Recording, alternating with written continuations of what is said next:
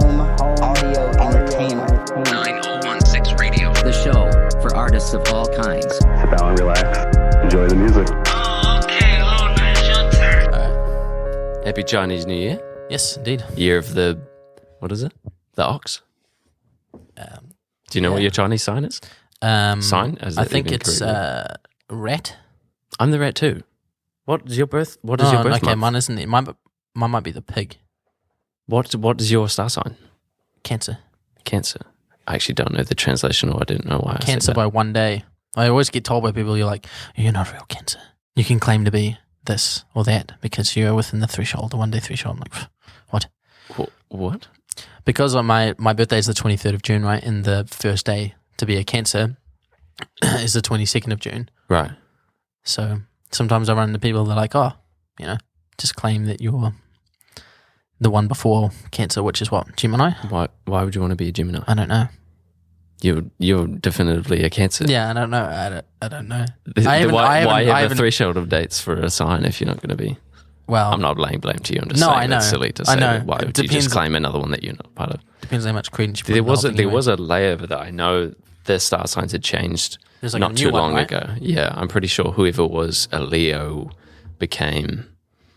I think- don't actually know the order. I think that's what people were trying to say, is that because that one came into place, that I had been pushed forward a star sign I or see. back a star sign. So there had been a change around that. Yeah. So you're a pig. Man, I'm out of this podcast right now. No. Yeah, I think so. Do you know the significance of Chinese? I used to know it a lot when we went over it in school, and just people would talk about it, but I'd be lying if I said I did. Now it sort of slipped me. Yeah, I'm pretty sure I'm pretty the sure I'm a rat. pig. Yeah. What does it mean when it's the year of something? I don't actually Someone know. was telling me recently, like, as part of the, like, when it's a certain time of year around Chinese New Year, like, families are super. Actually, I think it was my new flatmate Joe, that was telling me that, like, it's just a super, super celebratory time. Like, obviously, it's the same for us when it gets to, like, Christmas, New Year and stuff. It's sort of the holiday period. But, like, people always have, like, tons of family over, and they make, like, super nice meals. This doesn't sound anything. I don't even know where the story is going. This sounds exactly like what we do. Oh yeah. No, Why does the Chinese New Year fall where it does now? Is I it just how they come honestly to wish I could tell you. I I used to want know you all to of this. tell I me used to everything I know want all to of this know. information, and I don't It's not anymore. gonna- Yeah, I don't know. It would have something to do with the way that the calendar worked, or I don't. I was watching this interesting video. I don't know why this reminded me of that, but how the meter was made. Do you know how the meter came about to be the meter? The meter. Yeah, Like our in metric France. system meter. Yeah. Yeah. Yeah, something like that. Or something to do with the distance that light traveled per second. I don't know, relative to what. But these two dudes had ended up, like, walking across the length of this continent. I feel like the graph that was shown looked like they went from the top of the North Pole to the equator, but I don't think that's possible because there's no landmass that covers that whole thing. But they'd walked, like, the length of this country to figure out some sort of distance using, like, this meter that they To had figure out the clicks. made up. Yeah. But it's just crazy how, because I think the equation didn't actually work out to be anything super accurate. Like, it was still, like, if you were to measure what they had based the meter on now, I don't think it would be at all like what a meter actually turned out to be. But it's just weird that, like, a meter turned out to be just a meter. Like, you pretty much just make up a unit of measurement and show it to everyone. Like, back in those times, if you've come up with a way of, like, measuring stuff, Yeah. people would just be like, okay, well, we'll just start measuring things like that. I Yeah. can't believe that America does not use the metric system. That's because think fuck it's you absurd. and everything you stand for. We're doing our own thing. Oh, I thought you were That's- saying fuck me. Yeah. Well, yeah, that too. Fuck you, but also So many people come in at my job, and a huge part of, like, what I do in my job is selling things that are sold in either metric or imperial sizing.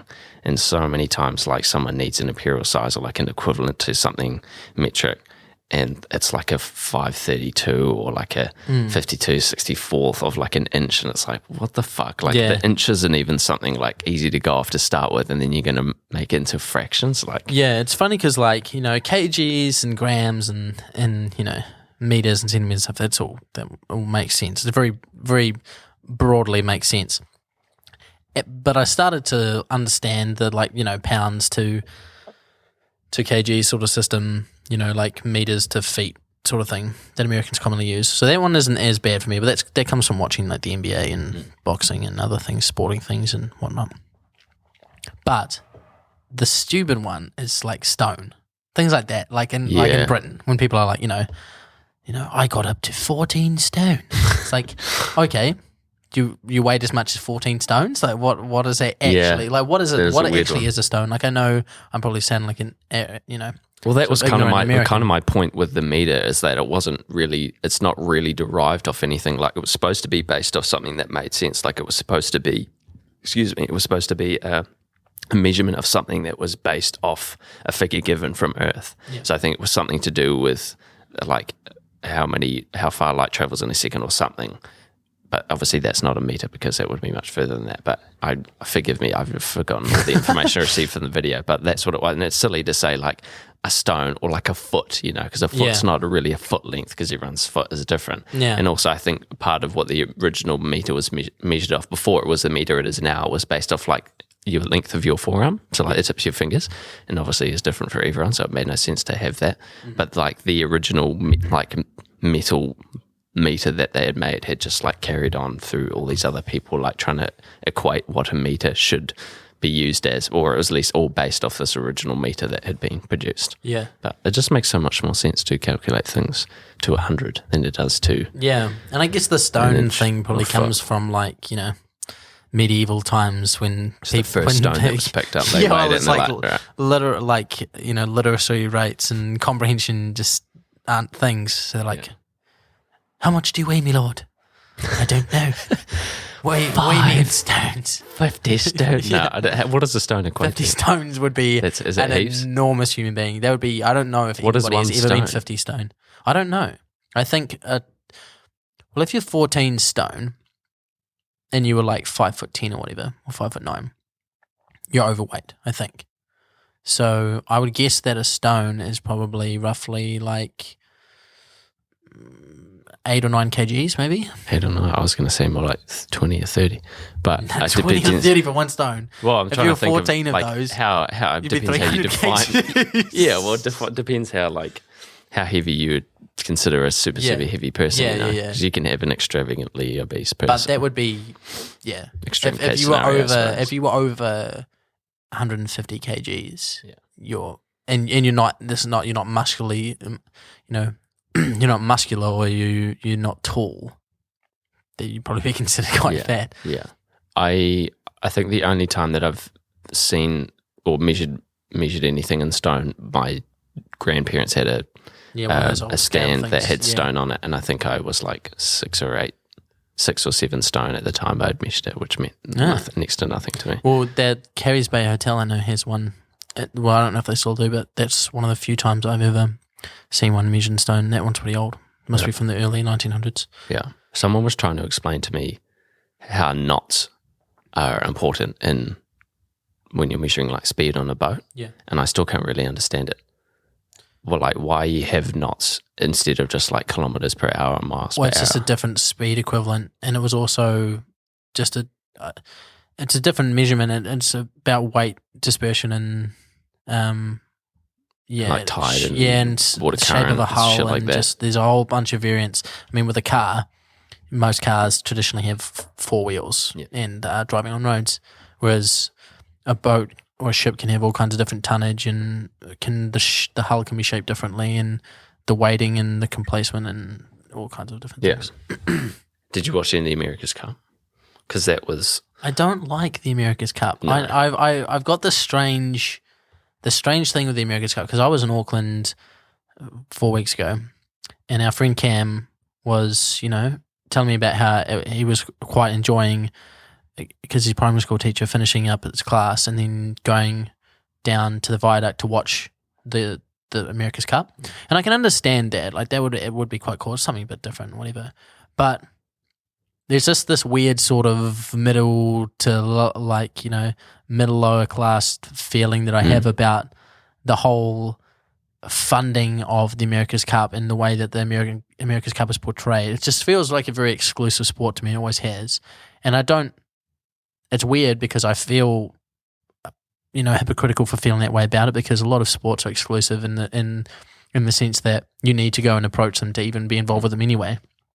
But the America's Cup seems to be an affluent person's idea Seems of to be a pastime. some weird relation between boats and rich people. Yeah, 100%. Yeah, but you're right. It does seem like an elite style sport that is only sort of spectated by a certain. I just disagree with it in the sense. Well, not disagree with it. I remember, talking about this with people where, New Zealand wins the American, won the last one. Obviously, we're hosting it now, and people are like, "Oh, that means, that the government is going to be providing more funding for this to be hosted in New Zealand, and yada yada, and more money is going to be putting into yachting nationwide."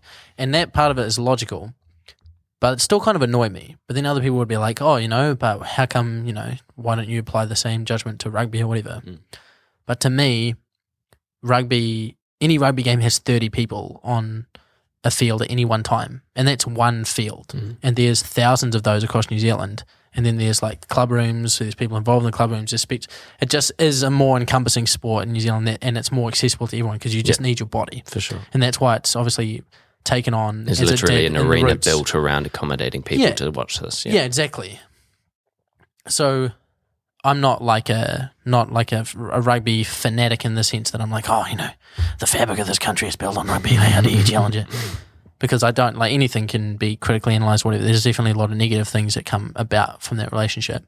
But to me, rugby is still more accessible, obviously, than the America's Cup is, and I don't think that'll ever change. There's nothing that can make that change for me, the sort of the come up story in the last America's Cup race was, just followed in the news like, "Oh, you're plucky New Zealand's winning this." It's like, yeah, but really this is a ship built overseas with like the investment money of a bunch of different people that aren't even really based here, that are only in it to, I don't know, it's just weird. It has a lot of intrinsic things on like the kind of periphery involved with it that just doesn't like sit well with me, because it doesn't seem very upfront, like For sure.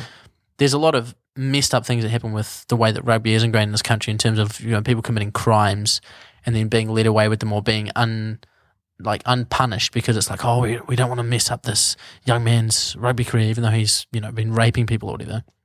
That part of it is definitely wrong, but at least there's a sort of upfront honesty about how sort of impactful rugby is, or a sport of that kind of caliber, just nationwide. There's a lot of employment that comes from it all the time, and it's not just a thing that happens once every 4 years that sometimes New Zealand is good at, and we all suddenly are supposed to support it and be like, hurrah, hurrah, and then or every other year we suck, and then people are.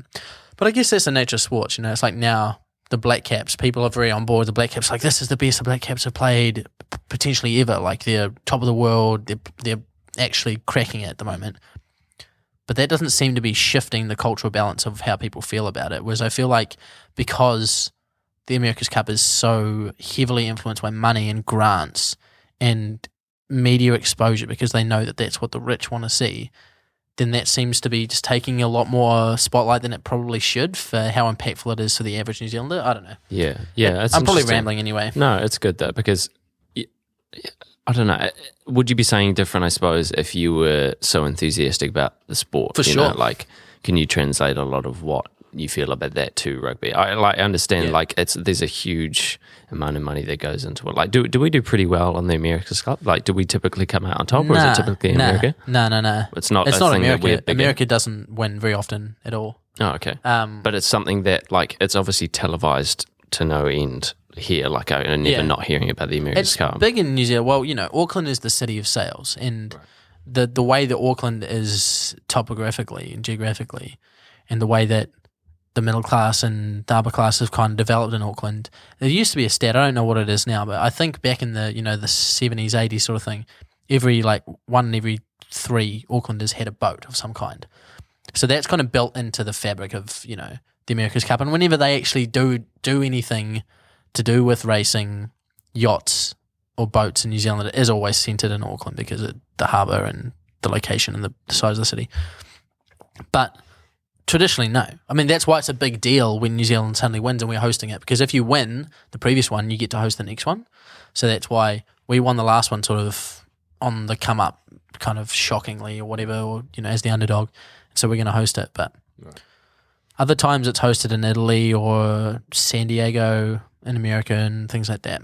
It's interesting. It's just always been sort of a weird one because I found it difficult to put a wrap on it because it's not like a Rugby World Cup. It's basically the equivalent of a yachting World Cup, except in a Rugby World Cup or a Football World Cup or a Basketball World Cup or a Netball World Cup, whatever, the countries are the countries. They are who they are. You're playing for England, you're playing for South Africa, you're playing for Namibia.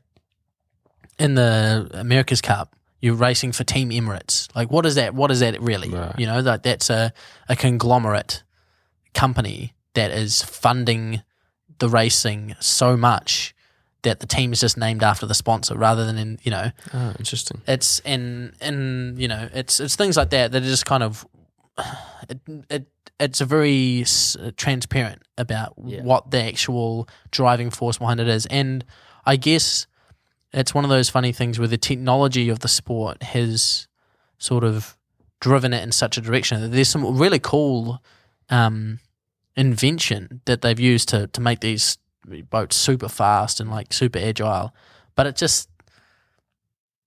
seems like you're almost trying to conquer the natural aspect of it by having the boat raised 6 feet off the ground and going at extreme speeds. How far can you go with technology? Yeah, until it's like when does this unfair just anymore? become hovercrafts? Yeah, it's like that's the thing I've never understood about cars involving like big vehicles, for lack of a better term, like boating or race car driving, where you have like different cars competing that are all modded differently, sort of worked on differently. They're sort of always working to build the fastest car, and it's like, well, at what point does it become unfair to everyone that someone actually has a better car? Like, to me, a fair race is everyone has the exact same car set up. You're using your skill. And they're not even driving in a circuit, they're driving like in a straight line, which is obviously doesn't really make sense in the terms of like a NASCAR race or, the V8 supercars or anything like that. Yeah.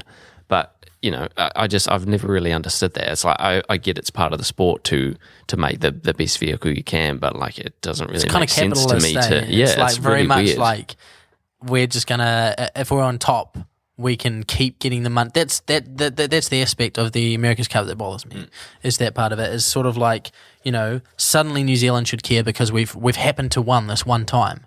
So therefore we need to keep pumping the money into this so that we can keep winning. But for what end? Yeah. For what end for the general population of When New does Zealand? it stop becoming a sport? Exactly. And at least with, say the Basketball World Cup, if New Zealand was to become good at it, it'd be like, okay, well, people like Stephen Adams come out of the mix and go in and stand out in their field and bring the money back to New Zealand and are global ambassadors for New Zealand. But like, you can't really say that impact is going to keep growing in New Zealand from yachting. Like, it's intrinsically built into it that it's very niche. I Yeah, think it's as super broad niche. as it seems here, it is a very but niche it didn't. sport. It didn't even used to be as niche as it is now. You know what I mean? Like, and it comes from what you're saying, where it's just like all you needed was a boat, and you just you learn to tack and you learn to sail. Like I used to, sail all the time when I was younger and stuff, and that's just on a little sunburst and you're just tacking and just going around the harbour. Like that's fun. That's the essence of the sport, really. But it's not accessible But it's not the to same everyone. thing. Yeah. It's not. You look at the NBA and it's like all you need to pretend to be Giannis when you're a little kid is a ball and a hoop. Yeah. Just pretend that you're Giannis. Yeah. But it's like, I want to be Dean Barker. It's like, okay, well, I'm going to sit down in this massive, like, you know what I mean? It's just, it kind of. It's quite different. Yeah. And I don't want to sound like the douche that's shitting on people's sports for liking what they like, because there's lots of things that I like that people be like, Liam, that's fucking stupid. Like, Yeah, why do you like exactly. this? And that's why it's so hard to talk about these things fairly, because there always is some sort of bias. Like I feel the same way. I think yachting is somewhat ridiculous. Like you couldn't pay me to sit down and watch the America's Cup, because I just get no enjoyment from that. Next to no enjoyment, because it's slow to the spectator. Like, granted, once you're on those yachts, you get a fair bit of speed going. Obviously, it's a race, but there's no sort of adrenaline that happens there for me. Yeah. Generally speaking, I don't really see what is so captivating about it. Just that really slow paced sort of But it's obviously very physically enduring Oh, for sport at the sure. same time. You're- Like they're they're fucking athletes. hanging, their whole body's hanging off the Oh, side they're of the yard. athletes. Like they're fucking They risk crazy. their bodies as well, Yeah, you know, like you 100%. see them like capsize and stuff. So I It's can like, appreciate that, and I can watch them and be like, wow, these guys are, you know, putting in the hard yakka for a long time as well. Like it's obviously a big race, but I've never really understood that kind of sport from a spectator perspective. And same again with like NASCAR and V8 supercars, like watching cars run laps for God knows how many laps they do on like NASCAR. It's like what? Like who's really watching that? I just want to watch the last lap.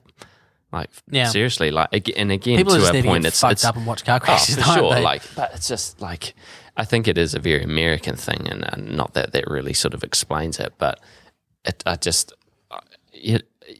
no one's going to watch all of the laps like in total. You know, it's just such an interesting thing, and an interest again because you've got all this sort of slightly uneven ground, like in terms of the vehicle's performance and what like one vehicle is potentially far better than another, and that will succeed. So how can you really like justify that as fair? Like to me, a pure race is a 100-meter sprint. Like I always compare these races to 100-meter sprints because that to me is like the most organic race that there is. You're all competition you're distilled, all in really, isn't blocks. You're all just you, and you're running in a straight line. You've all got the same line, same distance, same space. To me, that's a fair race. Yeah. And I translate that to everything like sports related in that sort of regard. Like, and I also can't like.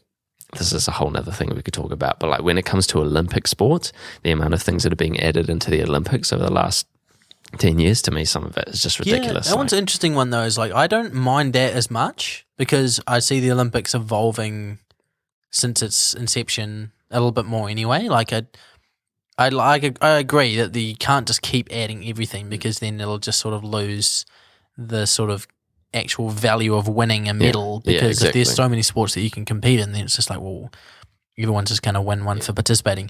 But there's definitely some Olympic sports that it's like, well, maybe they've run their race in terms of being sports. Exactly. So why not let some of the other spotlight? But it's also that weird thing as well where I think that there's this weird balance between, I think that the Olympics is still quite important in terms of like a global sense and in terms of, you know, allowing people to, because it's an art form, you know, people being athletes is an art form and that they dedicate their lives and their practice and I agree with that. But I also think that the model for the Olympics is super outdated. You know, the fact that countries just bid and lobby for it by demolishing projects where people live and polluting their waterways and they have no need to demonstrate that they're not fucking their own country up to do it. You know, like the last one of the last, was it in Rio? It's one of the Olympics. There was like, they couldn't even do some of the water sports because there was so much pollution in the waterways. And it's like, this is silly. Why are these people allowed to damage their city damage their country for the people who live there just so that some people from overseas can come for like 4 weeks and then fuck off? Weird concept, you know? When they built all the sports stadiums in London for the London Olympics, they demolished a massive project called the Castle and Elephant projects in London, which had been there for 70 or 80 years, basically just low income housing for a whole bunch of people, and basically paid a whole bunch of people just a paltry as sum, and were like, all right, you got 30 days to get the fuck out. We're demolishing these buildings. We're building like a football stadium here, Really? basically. Fuck. And like the ability to just like, you know, sort of play it off for gentrification or be like, oh, you know, we've done everyone else a favor because we've demolished these projects where all this crime is happening, et cetera, et cetera. You know what I mean? Just the gymnastics in which they take. You know, it doesn't matter that this is people's homes. You know, it's like, for some reason, if you're in a lower socioeconomic area, your home has less value because crime is committed around it. It's like, well, that's still fucking people's houses, you know? Exactly. Not everybody that lives there is committing a crime. Just because crime is happening around them doesn't mean they want it to be happening. Yeah, that is absurd. But But anyway, it is a pretty city crushing thing to a degree. Yeah, like, destroy your own to build city. a massive stadium to host thousands of people, And then hundreds of never be thousands of used people, again and then half the never time. be used again. Yeah. It's absurd, man. I know. The amount of stuff they were building in Beijing when that happened. That was sort of my first-hand look at like what the Olympics does to a city, and I was like, fucking hell, like, and in most cases you've only got 8 years to build it, which is not really a lot of time. No. Sometimes only 4 years to build something. It's like, fucking hell, that's so crazy. Or like blatantly obvious things like, Qatar getting the Football World Cup. It's like, Well, is Qatar, like, I don't know anything about Qatar. Is it a big city? Obviously. No, Qatar is a country, is a nation, right? Right. It's a small nation in Africa, and it's run by the Qatari Foundation, which is a non-for-profit, quote unquote, government foundation that runs everything in the country. They run the schools, they run the roads, they run everything, right? But basically what it is, it's a pipeline, a supposedly democratic pipeline to the monarchy in Qatar, right? So it's basically the monarchy's way of running the country and siphoning the profits and deciding what's done with the profits behind the guise of it being a democratic, not-for-profit sort of setup, right? So Qatar is basically it's a very oil-rich nation. It's more of a nation state than a country, right? And there's like Sharia law rules and things like that. So they had to alter some of their state laws in order to be eligible to host this Football World Cup.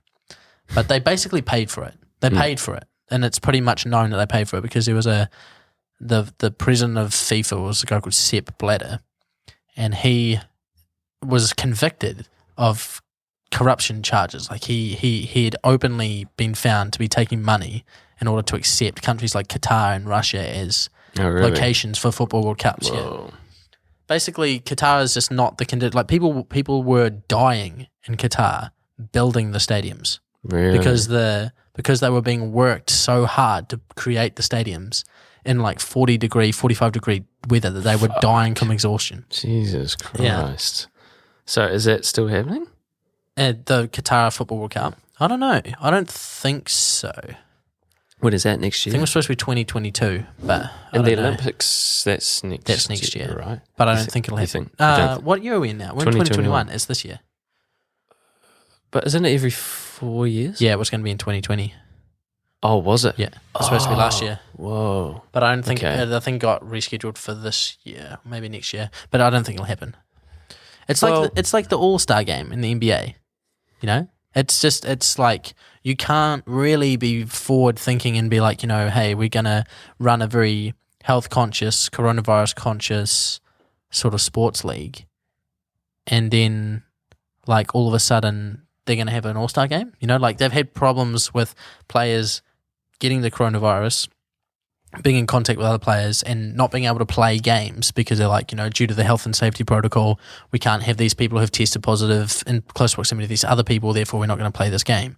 But then the NBA comes out, it's like, oh no, we're going to have an All-Star game. It's like, that's one of the biggest risks there is to get all of the best players in the NBA together. What happens if one of them gets coronavirus, they all get it? Then the whole season just is destroyed for one game. I don't know. I didn't realise that. Yeah, just a weird old can of worms. Should we talk about bloody Super Bowl. the Super Bowl? Yeah. What- I didn't even, it went right over my head. I didn't even realise what was on until it was over. I had seen, just because we're in New Zealand, we don't really get a lot of news about it happening, so I was completely unawares, and I don't really follow any sports pages on social media or anything. Yeah. So, the Super Bowl's done. Well, I only knew about it. Well, I mean, I knew kind of who was in it, but I don't follow American I didn't football. realise Tom Brady was in it again. That was the first headline I saw, was like Tom Brady wins his 7th ring. or something. Yeah. Which is crazy. So I was watching it, and because Brandon is my brother-in-law, is from the States, and so he's quite into it, and there's quite a few people around at my parents' place to watch it and stuff. So I watched part of it. I didn't watch much of it at all, to be honest. It's too slow. The game Yeah, takes it's a so long fucking long, game. and I had no stakes in it. I was like, ugh. But the halftime show is what I kind of was interested in, Yeah, of anything. sure. I haven't actually seen anything of it, but I've seen Right. plenty of memes It's- and yeah, as yeah, you yeah, do as you after do. every fucking major event. I think they did a really good job of keeping it pretty minimal, and like, you know, I don't know. I had a Was weird- he there, or was it like a broadcast Yeah, he was there. thing? Yeah, he was there. So that was all He was set just on up one to- side. He was on like and rather than being in the middle of the field to start with, he started like in against. They obviously unoccupied one part of the stands. Right. And he started there, and that's where like some of the songs started. And then he went into a back room that was behind that was like a stage, like a maze. That's where that meme of him like twirling around. Sure. It was weird. It was interesting. He looked like a mannequin. Like he looked like, you know, you see some photos of the weekend and he looks Yeah. fucked. Like he actually kind of looks like he hasn't slept in days. He just looks real kind of like drug ravaged and Yeah. just generally like he's just kind of living it up. He looked so pristine. Like he didn't have a single wrinkle. It just looked weird. It looked like he had been sort of like just defrosted like from a cryogenic sleep of like a week or something, you know? Like, But I mean, he's kind of in his prime, really. oh yeah, for sure. Like, don't get me wrong, he's not like some drug-addled fuckwit or anything. But like, You know, he had a lot of makeup done for like one of his recent music videos, right? right? Like I don't know if you've seen a lot of funny photos of him. I know there was the photos of him that came out before one of his music videos dropped. He's got like really exaggerated facial features, like cheekbones, and his like jaws all puffed Like up really for this sharp. video. Like it's looks like he's been stung by bees all over. Right. But it's like comically, you know how you get like a Yeah. caricature in the newspaper and Yeah, everything's yeah. accentuated. It's like that, and he had that makeup done for one of his videos. It just that might have been something that you'd seen. It was interesting that the sound engineering was definitely, you could tell that they, for the first like 10 minutes of the performance, they were like going back and forth with the mix. Like, Oh, really? yeah, we could see that he, in some of the parts where like his, you know, sort of, we would have overdubbed like falsetto parts into his songs, like I Can't Feel My Face and those Sure. songs and stuff.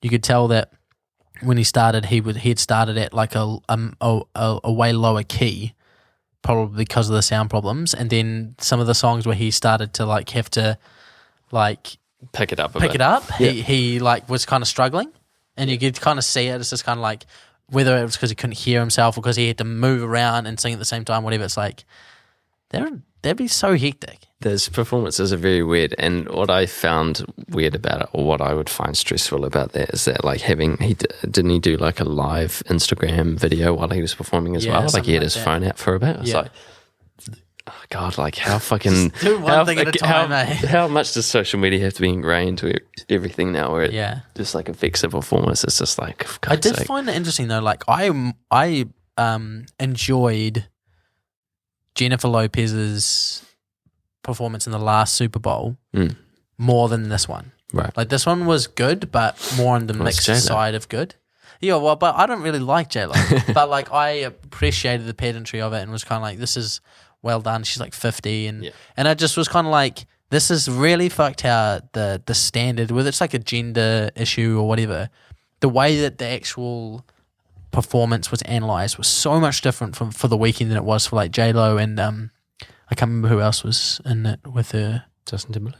No, it was another woman. Sure, it's just Shakira? I think it was. Yeah, it wouldn't be surprised she's in. But anyway, like their one was way more like just see negative douche comments being like, oh, 50-year-old slaying, and just crap like Jesus that and like commenting on their looks and that rather than the performance. Yeah. Whereas like the weekend's one was way more just like, you know, like just commenting on the performance. Like it was Well, like almost natural that's- like That's what happens, man, with females. yeah. Oh, for sure. Yeah. But it was just sort of like ugh. Yeah, it is weird. I felt it seemed like the right choice to have as an act for the halftime show. I can't commit to watching the whole game. I tried to watch a whole Super Bowl last year, or maybe the year before that, and I got through like the first two quarters. I was like, oh my God, this is only like halfway through. Yeah. It's such an American thing, I think, to have such like strung out events like that, like an excuse to have a day of watching football, you know, it's just crazy about how long it's strung out for. But yeah. one thing that tripped me out, I'd seen a video of the crowd and I was like, oh, so people are allowed to go to the Super Bowl. Like I was like, what the it's fuck is Florida. going It's on? Florida. And then I had to look it up because I was like, why the fuck is this stadium packed full of 25,000 people? people. but there were cardboard cutouts Yeah, everywhere. and there were still 25,000 people there. Crazy, man. What the fuck? Florida. Of course you'd still... Like, that's the thing, eh? Like, you have to have the Super Bowl. Who cares about COVID? Like, the Super Bowl must happen. That's the feeling I'm getting from it. But still, like, even, it looked legit. Like, I just saw a video of, like, Tom Brady afterwards, like, hugging one of his teammates, and it just looked... there was people everywhere. I was like, what the fuck's going on? That's the crazy thing about it is it's going to get better. It's going to get... The pageantry is going to become so much more deceptive. Yeah. It's like this is the transitionary... We are in the new normal now. Yeah, we're in the transitionary period where, like, now there's not going to have to be any justification for faking things. Yeah. Like, it's just...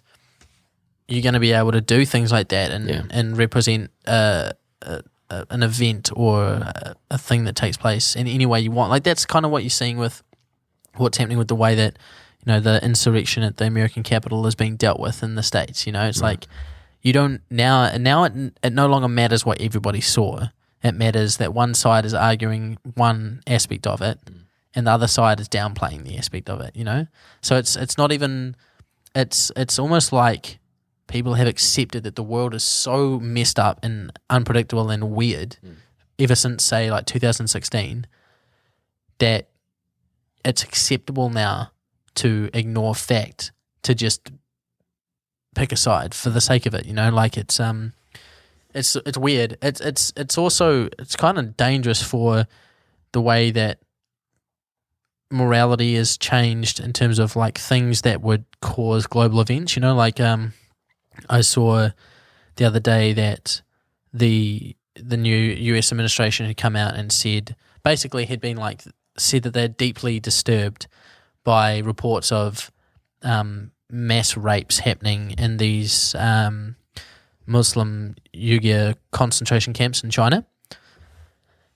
And you think about that sentence, the US is condemning mass rape in a concentration camp, that is legit the kind of stuff that people fought world wars over, but now all it has to be is a comment. All the United States has to do is say, oh, we're deeply disgusted by this. Yeah. And that's it. It's like, if it's affecting the economic bottom line now, then... did that just come out? Yeah, a couple of days ago, maybe 2 or 3 days ago. But that's considered to be the United States coming back and showing some backbone again.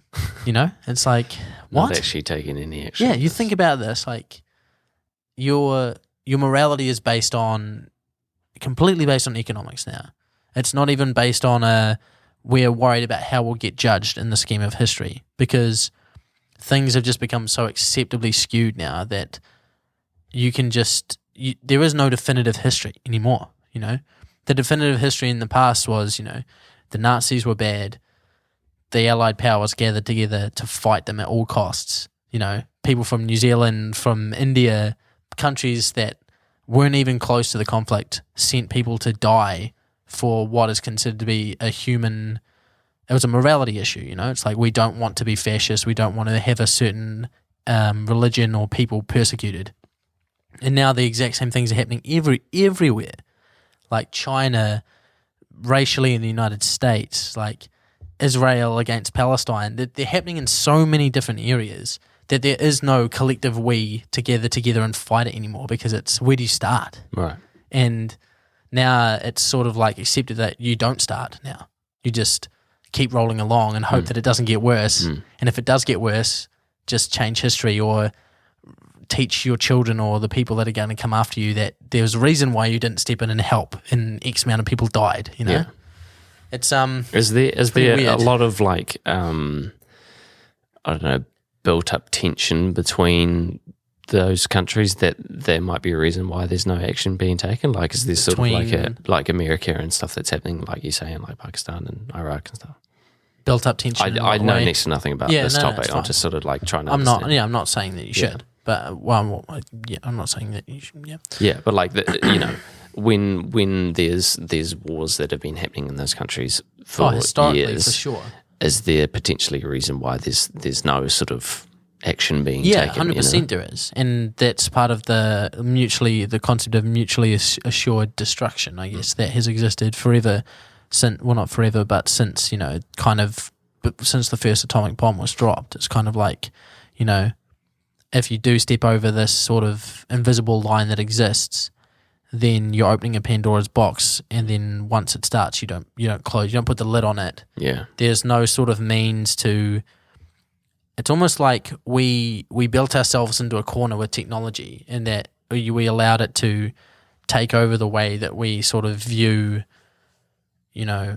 morality, and that it's got a grip on us so much. It's like social media, like if social media was any other form of media or any other form of, if it was video games, if it was traditional, let's say historically video games or things that people considered to be generational threats, rock and roll music or whatever, there was big rallies and big pushes against that.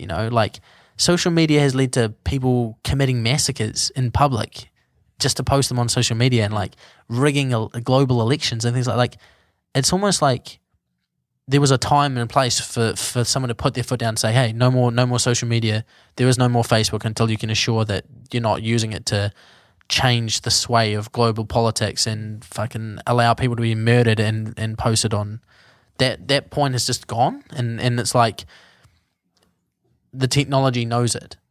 It's like the whole concept of it is that everybody knows that now, and therefore the actions that people are going to start taking have become more unhuman almost, because it's like, well, this is our little patch of land, and there is no more physical war, there is no more physical consequence, because we have our own ways of protecting ourselves against physical consequence, whether that be like nuclear weapons or using your economic power over another country to be like, hey, you try to stop us from having concentration camps, we cut off all your supplies of this material and this material and this material, right. and then you're fucked, right. But anyway, this leads me on to something else.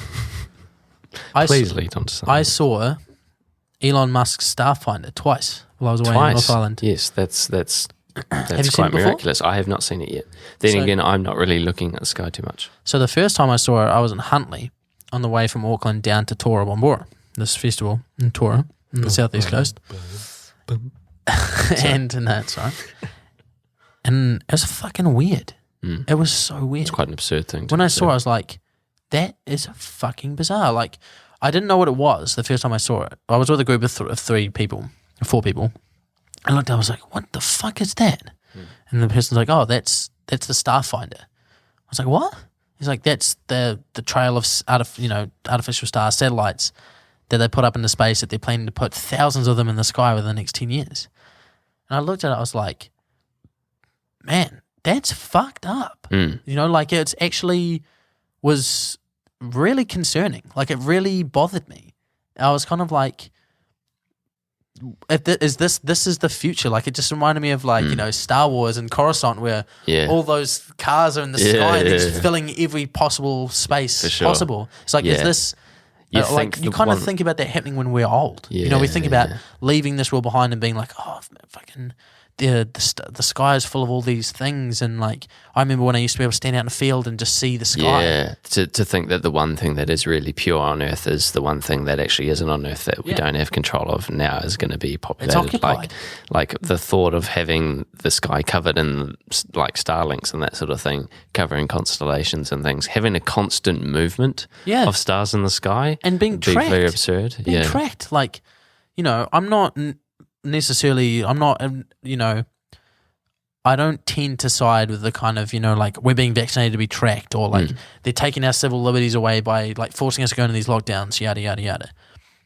Like I understand some of it. I understand some of the viewpoint. I don't think it's nuanced enough to be fully shaped that way.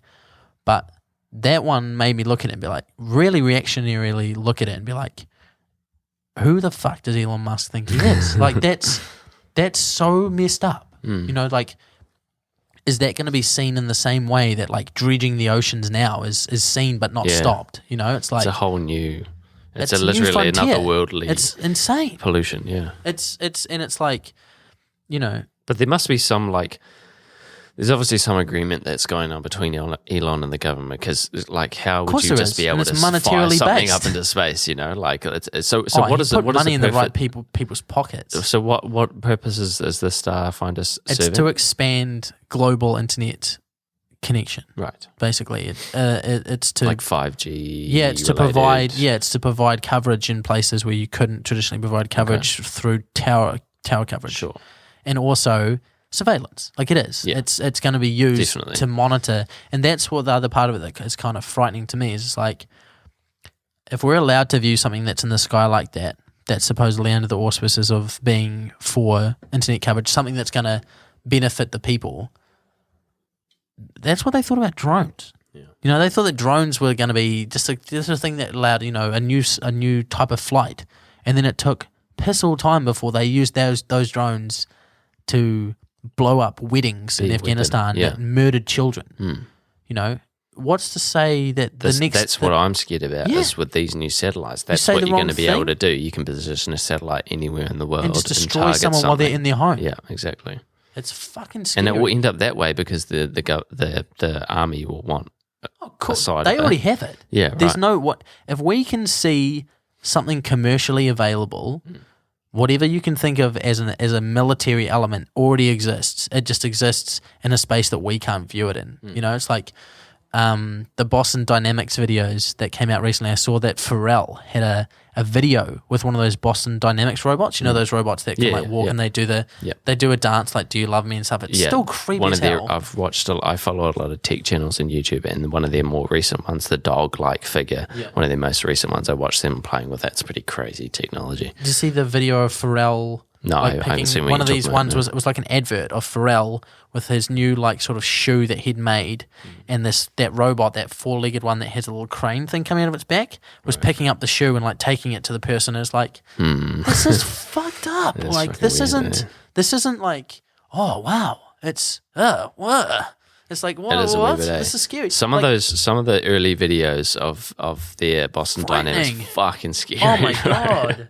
The ones of the 4-legged ones where they work together, like Yeah, where they man. have locked doors, Yeah. and one of them opens the door and the other one pries the door Yeah, open. It's that's like fucked. that's so messed up, Yeah. you know. But I saw the Starfinder the next night at Tora when one of the bands was on stage, and it Yeah, was that's on right. this Tell me like about that. dusky sunset, and they Yeah. played the music from Interstellar. Yeah. And I was like, oh my god, Yeah, this it's is like, it was one of those nights I was like, Jeez. Oh, fireworks Fireworks, going off. wow. Probably going to get a bit of that, guys. Chinese fireworks. Right at the window. Holy Chinese shit. New Year's. Well, look at that. Actually got the perfect view for it. That was That's amazing. loud. That's loud as fuck. That actually Like the scared Robbie me. Burns cannon, eh? Sick. Boom, boom, boom. Oh, I wish you guys could see this. Happy New Year. Yeah. Anyway. Do you want to keep going while this is while Yeah, it's on? yeah. It's not. Yeah. It's not going to be in the mics too much, I'm sure. But that was one of the like moments that I just stopped in my tracks. I was like, man, is this something I'm going to remember at the end of my life, or you know, when I'm older and be like, man, that was one of the last moments that the earth was like Pure. untouched. Yeah. You know, it's scary. It was real weird to wrangle with. It was Yeah. it was And really you can think about it that deeply because it is that deep. But like, I think if I had observed that in person, I probably would not have thought that much into it. But upon discussion, it is quite a frightening thing to have in there. Those fireworks are fucking loud. Yeah, they are. I can't tell how much are coming through the mics. Yeah. I can't. It won't be that bad. It'll be heard, but it won't be too bad. Well, We might just take a brief pause. Yeah, and we can cut out. I can pause it. All right. Sorry about that, everyone. Hopefully that didn't come through too much in the parts that we Kieran are talking about. Speaking of Torah, Bob Bora, how did you find it? Blood good. it was really good. Cool. I enjoyed it highly. It was All right, thanks for coming along. Sorry. smaller water bottles this time around. Yeah. Kieran's getting cheap, ladies and gentlemen.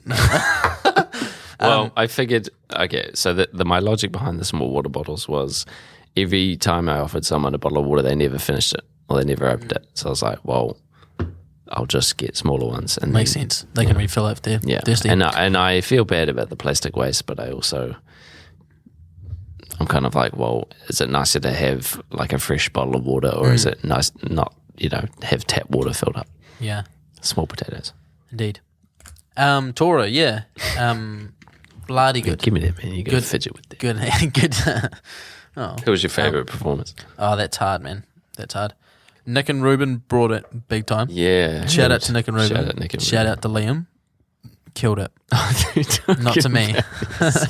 No, not to me. Shout out to Liam. I was there. Yeah. Saw it. Shout out to me, being a part of it, being the cheer squad. No. Yeah, Liam Doyle. Liam Doyle. Very talented. Epic guy, very nice guy. talented Lovely girlfriend as well. Shout out to her too. No, they killed it, eh? Nick and Ruben, really good. Heavy chest, really good. Half cast, really good. Juno is always give them their props. Very good, really good. Bought it. Good Dunedin names there. Yeah, there's some good Dunedin names there. And man, there wasn't anybody that wasn't good, really. Oh man, that's good to hear. That's good to hear. I can't do festivals, eh? And I don't know if it's just because like this is going to sound probably super hypocritical, but I've never really been to any. But I just don't see the appeal, and okay, I suppose that's not true. I see the appeal. I understand. You've been to Laneway?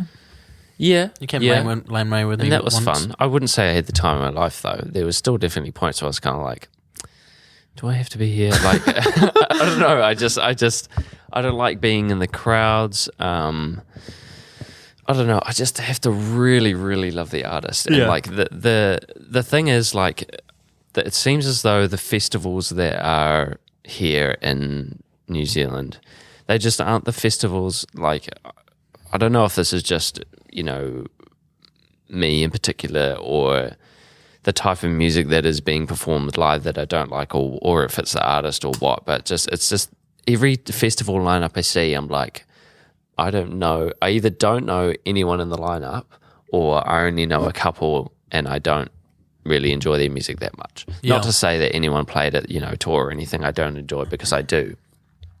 But it's not my favorite thing. It's not my favorite genre to listen to, and I think that's fair to say that I don't love every artist, regardless of where they're from.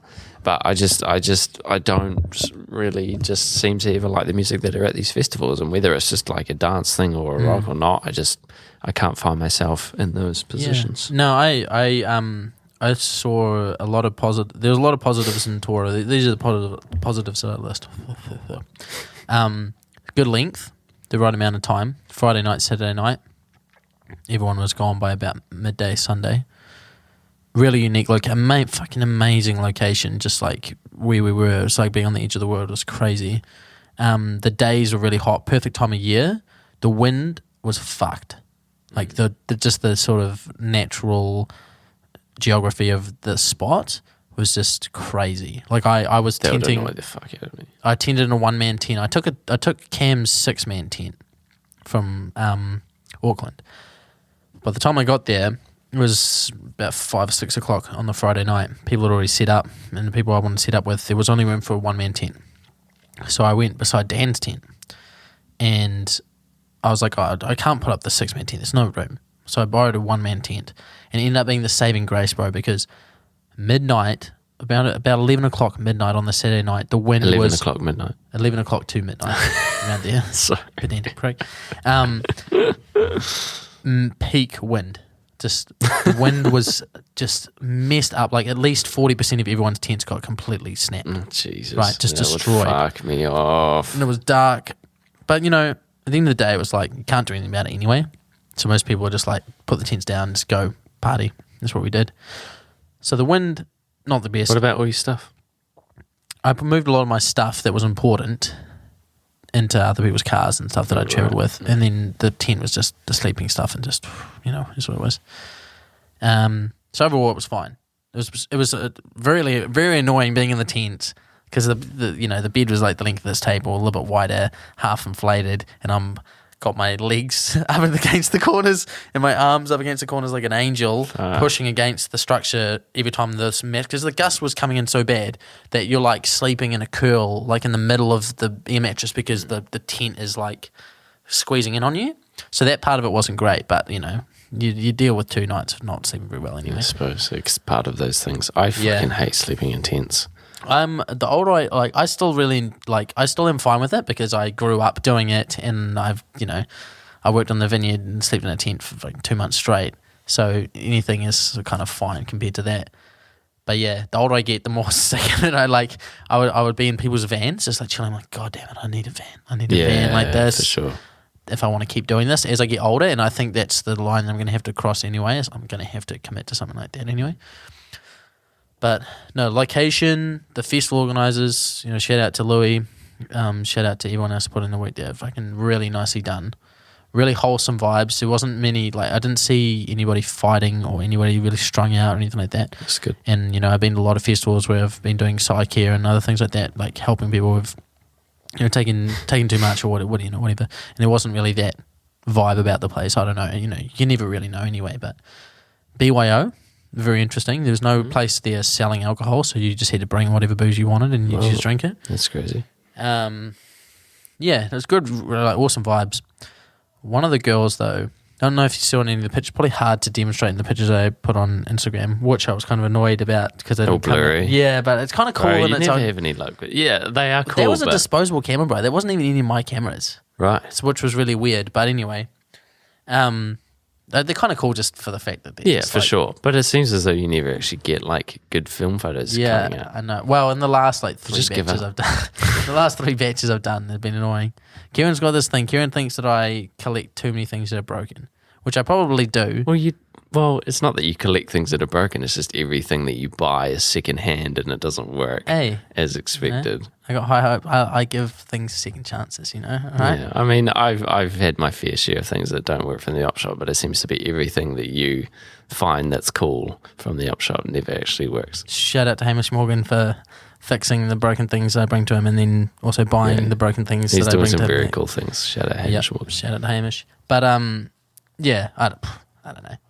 It was really cool. I really enjoyed it. It was something I wasn't too sure whether I'd enjoy or not when I went there, to be honest. Like, the sound engineering was amazing for what kind of like festival it was. Everyone played really well, and I talked to Ruben and Damon when they got there on the Saturday, not long before they played, and because obviously it was Ruben, Damon, Liam, Nick, and Ruben, and it was interesting because they of all the music types theirs was sort of the heaviest away from the sort of indie. Theirs was more on the alt rock side of indie, as opposed to the surf rock sort of reggae dub other part that people were playing. And you could see that they were probably a little bit nervous. I'm not talking to school. I don't think I am anyway. About the fact that they were entering this kind of environment to play, but like I said to them, I said to Ruben and Damon, I was like, don't worry about not playing in a way that you feel like has to be sequential or linear or whatever, because the whole point of a festival anyway is that you're coming to see a whole bunch of different acts. Nobody's setting the pace. That's the whole sort of point, really, isn't it? Like if you go to an individual, Nick and Ruben show, or a 3/4 marathon show, or a Jeep band show or whatever, and they feel nervous about it, they feel that they can't set the tone that they want, then that has some validity to it, because that's ultimately on them. They're the inside of a room, they're the ones sort of setting the pace. But in an outdoor festival, you'd like to think that people that are going there are understanding that you're no festival ever has every single act playing the exact way that you want as an individual. Yeah, exactly. You know what I mean? And if you go to a festival thinking that that's how it's going to be, then you're kind of a dick. You know what I mean? That's just not going to happen. Yeah. But this did happen that way, in that, I didn't come back and say to anybody, oh, these acts were really good, but I don't know about this act or that act or whatever. It wasn't like that. Every act sort of brought it from the last act in a sequential, in not a sequential way, but in it was like build, build, which was really well done. I don't know if that had to do with the stage, the staggering of the acts, or the general vibes of the acts or whatever. But yeah, that's cool. So it's quite a unique experience in terms of what you've experienced in festivals. It was really similar to. It was basically It was interesting. It was it had elements of sort of the hippie scene, and the ways it was laid out, and the general sort of feeling of the festival. And they didn't have any of the sort of R&A, R&V vibes where people just getting fucked up. Just oh, keep for Mikichi or some shit like that. Yeah. But it did also have the party aspect of it later on that night. Because when Half Caste and Mamacita and stuff played on the Saturday night, they were going at it. Half Caste was basically like a New Zealand perspective Rage Against the Machine. They fucking killed it, bro. Yeah. Like they were so good. Like it was like borderline spiritual revival level.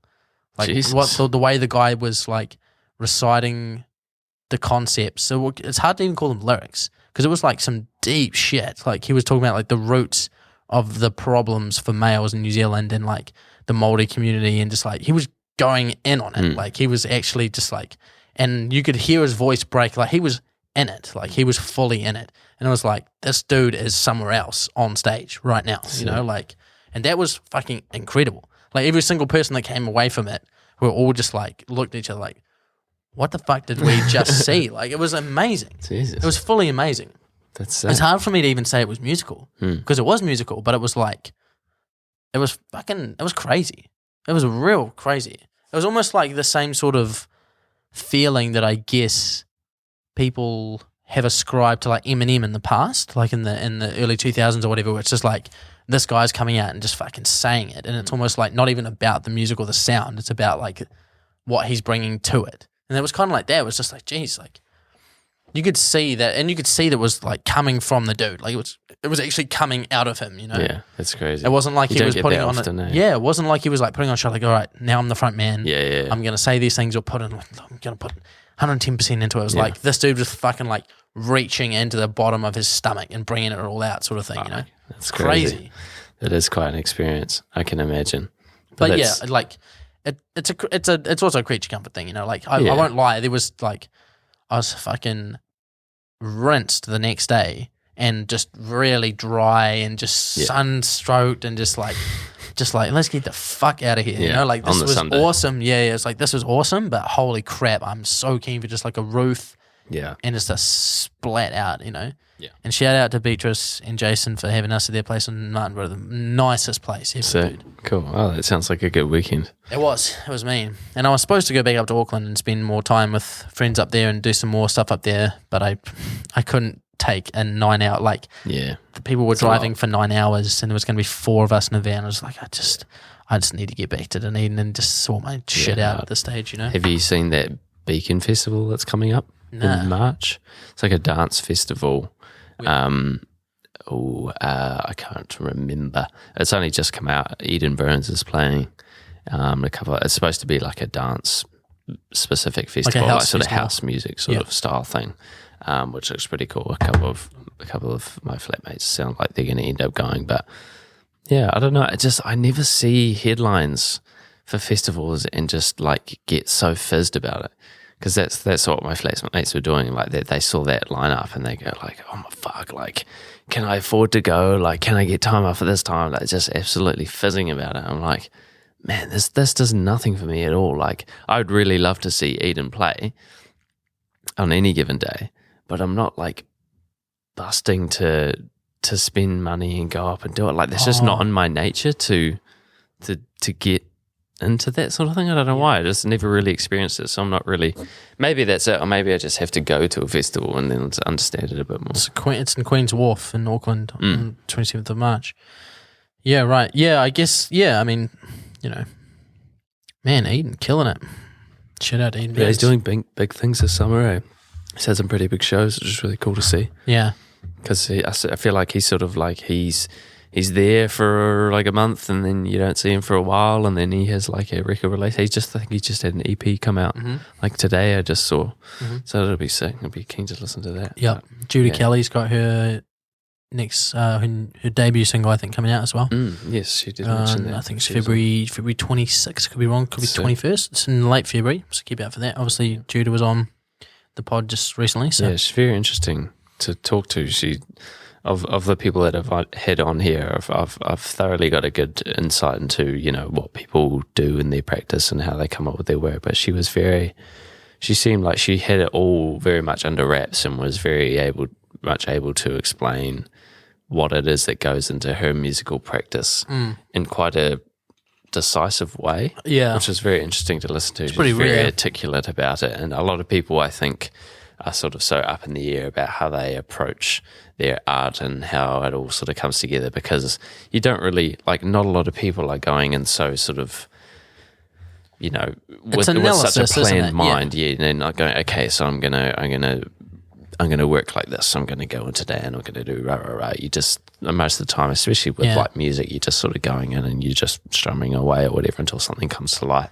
Granted, that's sort of part of what she was doing as well, but the way she was able to sort of explain how it all comes together was pretty crazy, because it's hard to get that out of people sometimes. Yeah, like I for struggle sure. with that. I can understand it, you know, from performing as well. Yeah, you know, once it's out there and once sort of the concept's out there, you want it to speak for itself, really, because it's hard to, you know, to take something that's organic or whatever, or being produced within you, and you know, such and such, and try to force that into analysis, or try to, you know, put it under investigation or whatever. Especially when you don't necessarily want to project a meaning onto it before it's even born. You know, you don't want to, like, you know, so if somebody is, somebody is, like, you know, talking about a release of a single or performing live or whatever, you don't necessarily want to go out and be like, oh, this is what it has to be like. You know, this is the way you need to perceive it as the public, whatever, because this is the way that I've conceived it as an artist. Or whatever. Yeah. And that's never really going to happen, is it? Because it's all subjective. It's all interpreted in whatever way that you're going to interpret it as, you know. Like it's you can have such a thorough concept about something that you want to put forward, but you can't guarantee it's going to be interpreted in the same way. You know, it's all going to be taken different meanings. People are going to translate things to their own thoughts and feelings around a certain subject or whatever it's going to be, you know. Yeah. That's a strange thing about it. It's weird to think that, you know, something that you love, someone else hates, you know. It's such a weird thing to think that we're all so the same, but also so different in that regard. Like, and same with tastes and foods and, you know, that sort of thing as well. One person can like something, someone else can hate something. It's like, well, what is so different about funny. people in that way? It's funny how that can also, in a weird way, be like an intro into the music for some people too, though. Like, I was listening to some podcasts last week about it was a rivalry podcast. It's about musical rivals, right? And it was about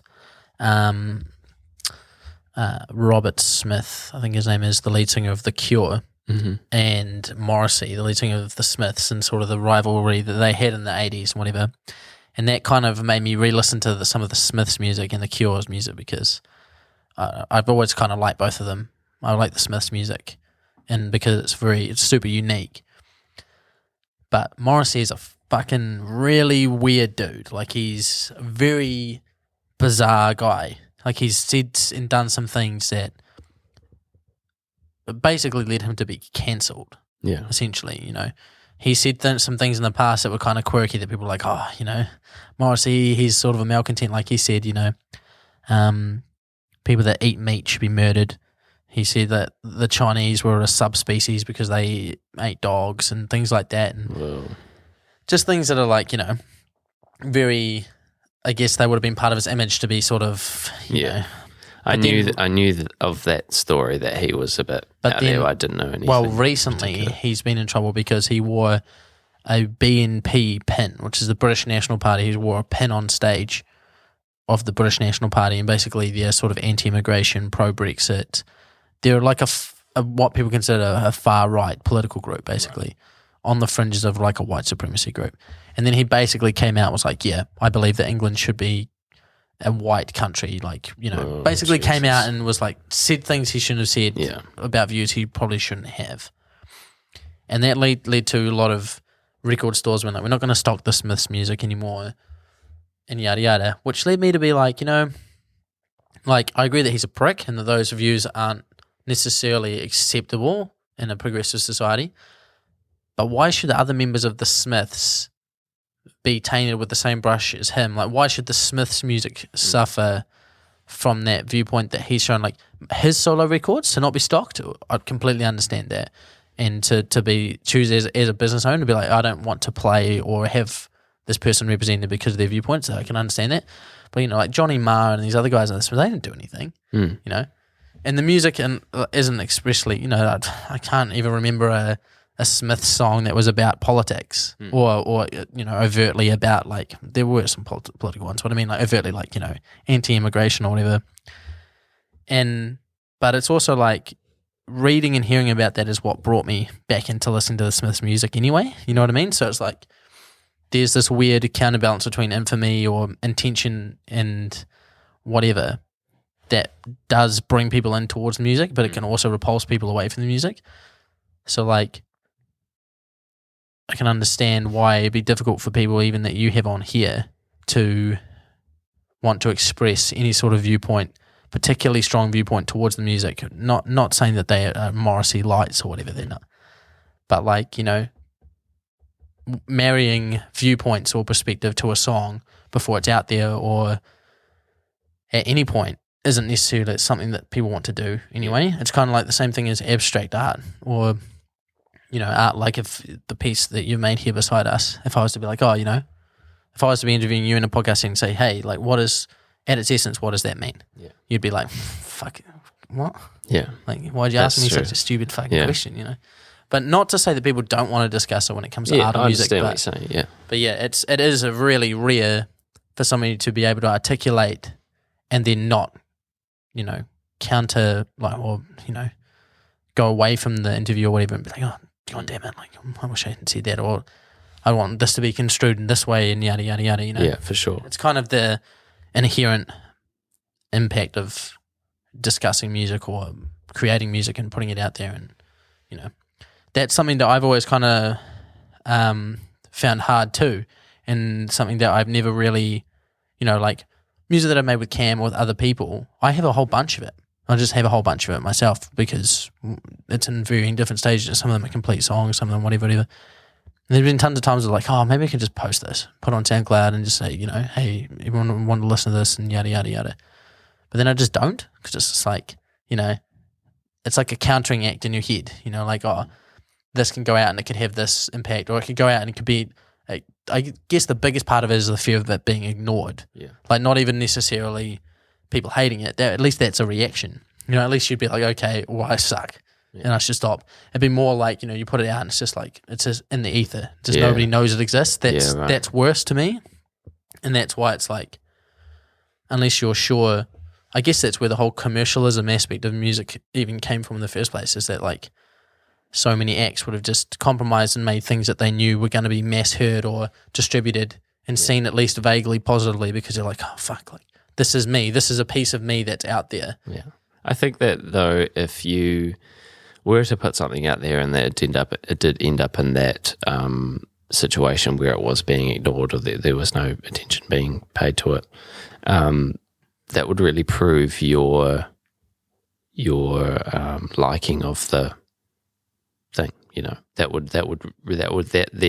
your reaction to that would determine how thoroughly invested you are in that practice. Because if you put something like, you've been doing music your whole life, if you were to post a track now and everyone ignored it and you got no feedback about it, you wouldn't go, well, fuck, I'm just going to stop making music because no one gets it, you know? Because no one got it, yeah. So if anything, it should be a drive, you know? It should be like, okay, well, you need to at least start you need to get the wheels turning. You do, yeah, for sure. Like, you can't just expect to come out with your first EP and it's going to be brilliant for everyone. You've got to build yourself up to people like, okay, Liam's doing some shit. Liam's there, you could see that. Not many people would probably listen to it, granted the amount of people I follow that post new shit that they have all the time. Like, I'm not going in every single time I see someone post something, listen to everything. There's tons of things that have gone over my head, but I know about. Yeah. But at least you can see that, and that's the power of social media. For sure. Is to be able to see that someone is working. So I think, fuck it. But that's, do it. Well, that's the other part of it. So I probably will at some stage just collate. Like worst case scenario, you just take it down. Yeah. Doesn't fucking matter. Yeah, I know, for sure. The amount of things that I've posted online and been just like, taken down. Oh, fucking no one liked it and took it down. And then the next day comes around. Yeah. I guess it's just something. But I understand it's sort of can also be a personal thing too. Well, yeah, I mean, yeah, it's sort of like in the stage, it's sort of like the stage transported into a medium, you know, and like that's something that I still sort of struggle with anyway. It's like performing live and sometimes feeling really good and being like, oh, you know, like this is it. I'm clicking, I'm getting it.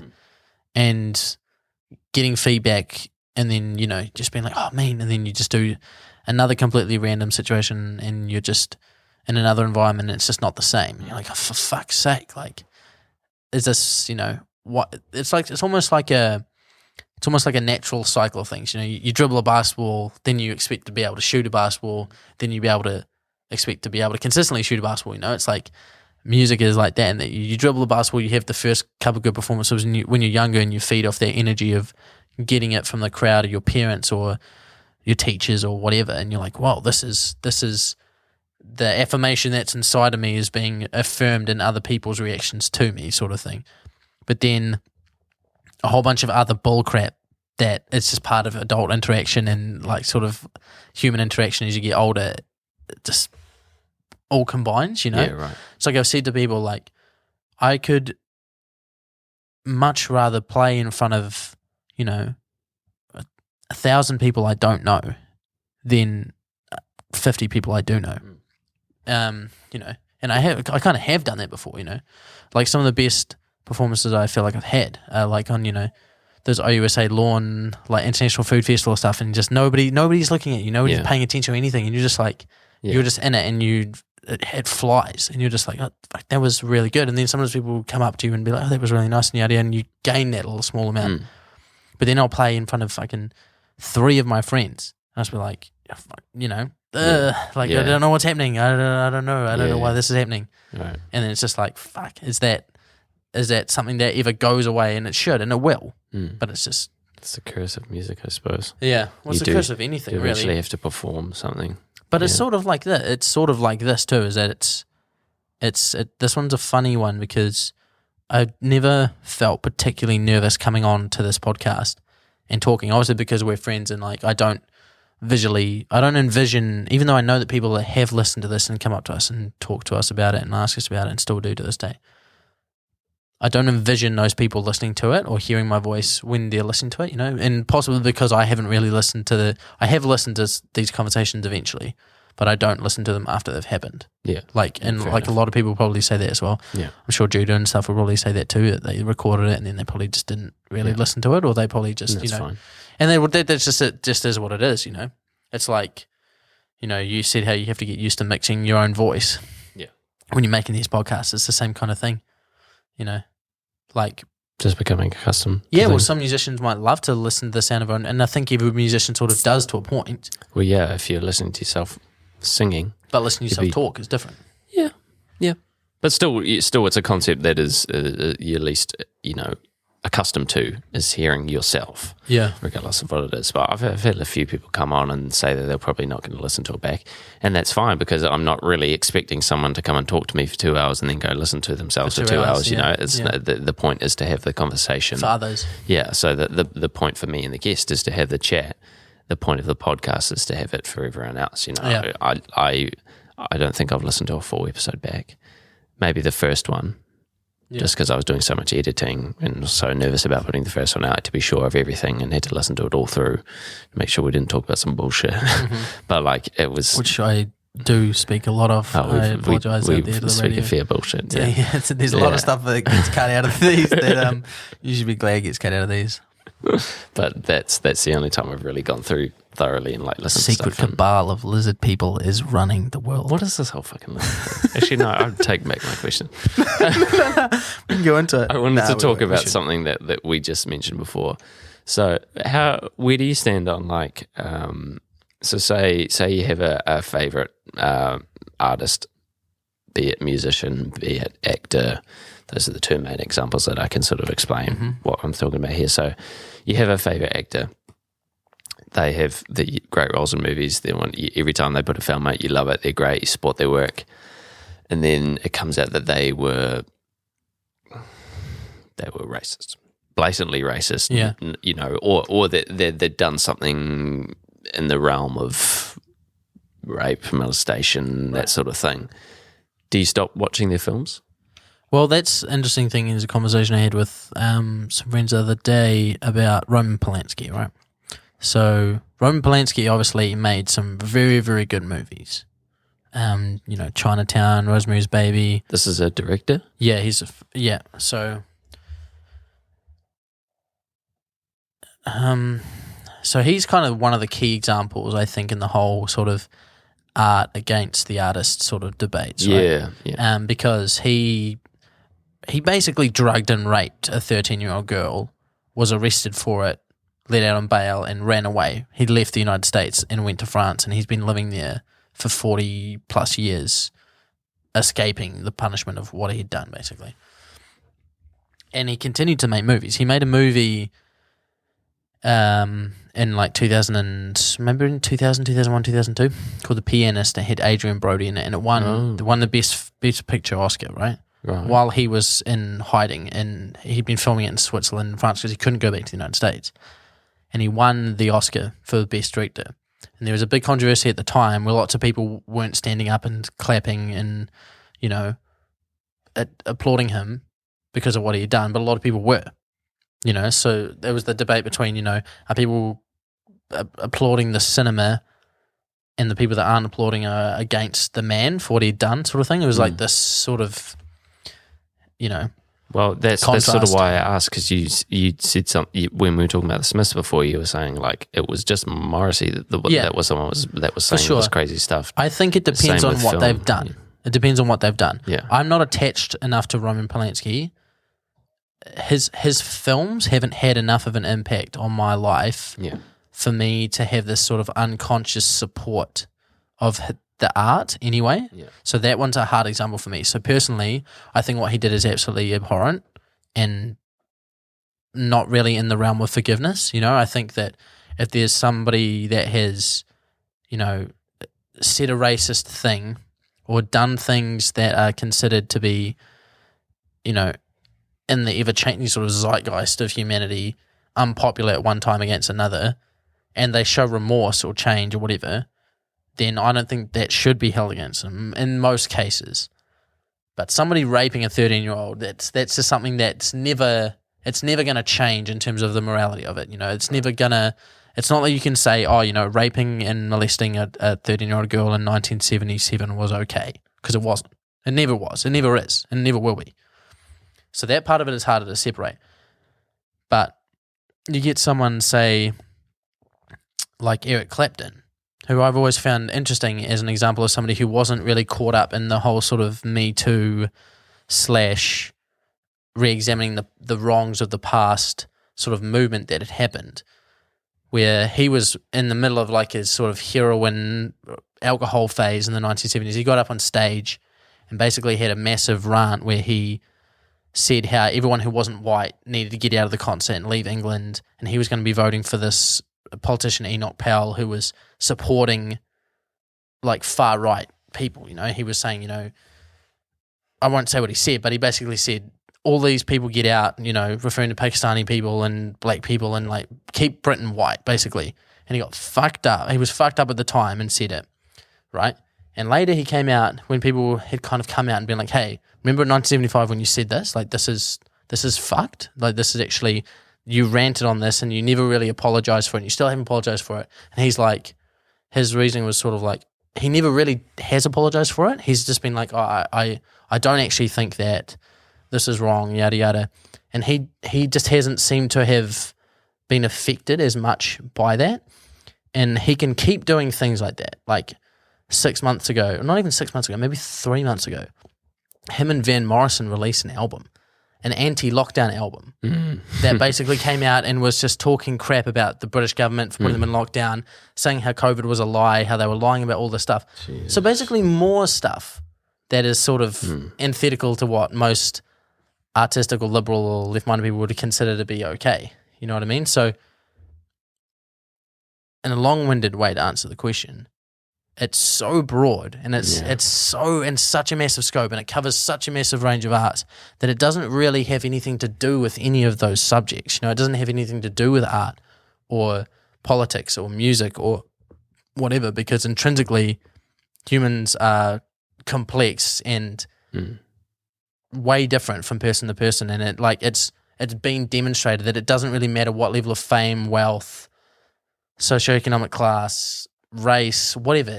Everyone has done fucked up shit, and most of the time, if you examine it, especially from an artistic lens, you know. So if I was to explicitly go into my judgment on those sort of topics and say, I'm never going to listen to the Smiths because Morrissey did this, or I'm never going to listen to an Eric Clapton record because Eric Clapton did this, whatever, there'd be not much that I could choose from to do. And I'm not using that as an excuse to say that their actions were fine, and I'm not unsupportive of people who are going back and saying, hey, remember, like, you know, what you've done is actually wrong, and I support people that are going back to shine a lens on that, to show other people that why they think what happened was wrong. But to completely remove somebody's artistic output because of those events, unless they were really bad, like unless they were like sort of serial molest, like an R. Kelly situation or things like that, those are sort of off the outlier sort of scenarios. Yeah. But like it goes with what we were almost saying just before. It's like nothing is married to an artistic output. You know, there's opinions, viewpoints, perspective, whatever. Stand alone, all those things can stand alone because that's just they are created. They're sort of birth. They're like children that don't ever age, you know? So it's fucking broad. It's a hard question to ask, really. It's long-winded. And that's kind of why I wanted to talk about it, because it is a weird thing when someone that you thought you knew in a celebrity status, you know, was a certain type of way, and then something comes out like that. It's just weird. And just to go back to talking about that movie, what was the director of The Pianist that we were talking about? Roman Polanski. Roman Polanski. So, I mean, in that situation, that begs the question to me, at least. So, in the original question that I'd asked, I was referring to how do you interpret the art before an event. But in that case, like, there's already something that has happened.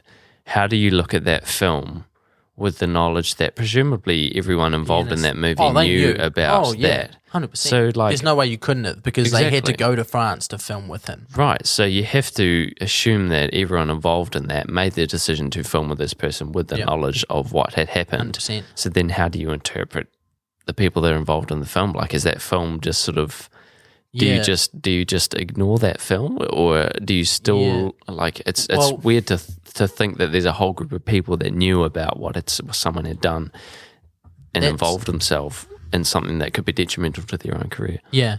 Well, that's the thing, is that I think that's the thing that a lot of people have sort of come out and said is one of the main criticisms towards Hollywood, is that there's a standard there that doesn't apply to people outside of that industry, because they're seen as creating art that is above that moral code or that sort of civil code that everybody else in the world abides by. And another good example of that is, I could be wrong, but I don't think I am. The director of Bohemian Rhapsody was a man who directed the X-Men movies. And he also directed a movie in 1997 called Apt Pupil that had Ian McKellen and Chris McDonnell in it.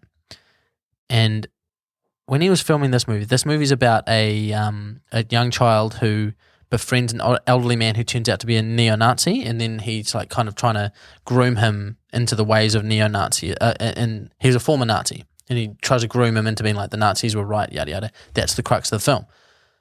Not long after that film came out, a whole bunch of child extras came out and said that they were instructed to film a scene for that film completely in the nude, in the shower, with a whole cast of crew around, a small crew, like a smaller than would normally be there for one scene, with this director and like a couple other people, like people who were barely necessary to actually shoot the film, the scene physically, and were told that that scene was not included in the film. So the scene wasn't in the film, and nobody has seen it.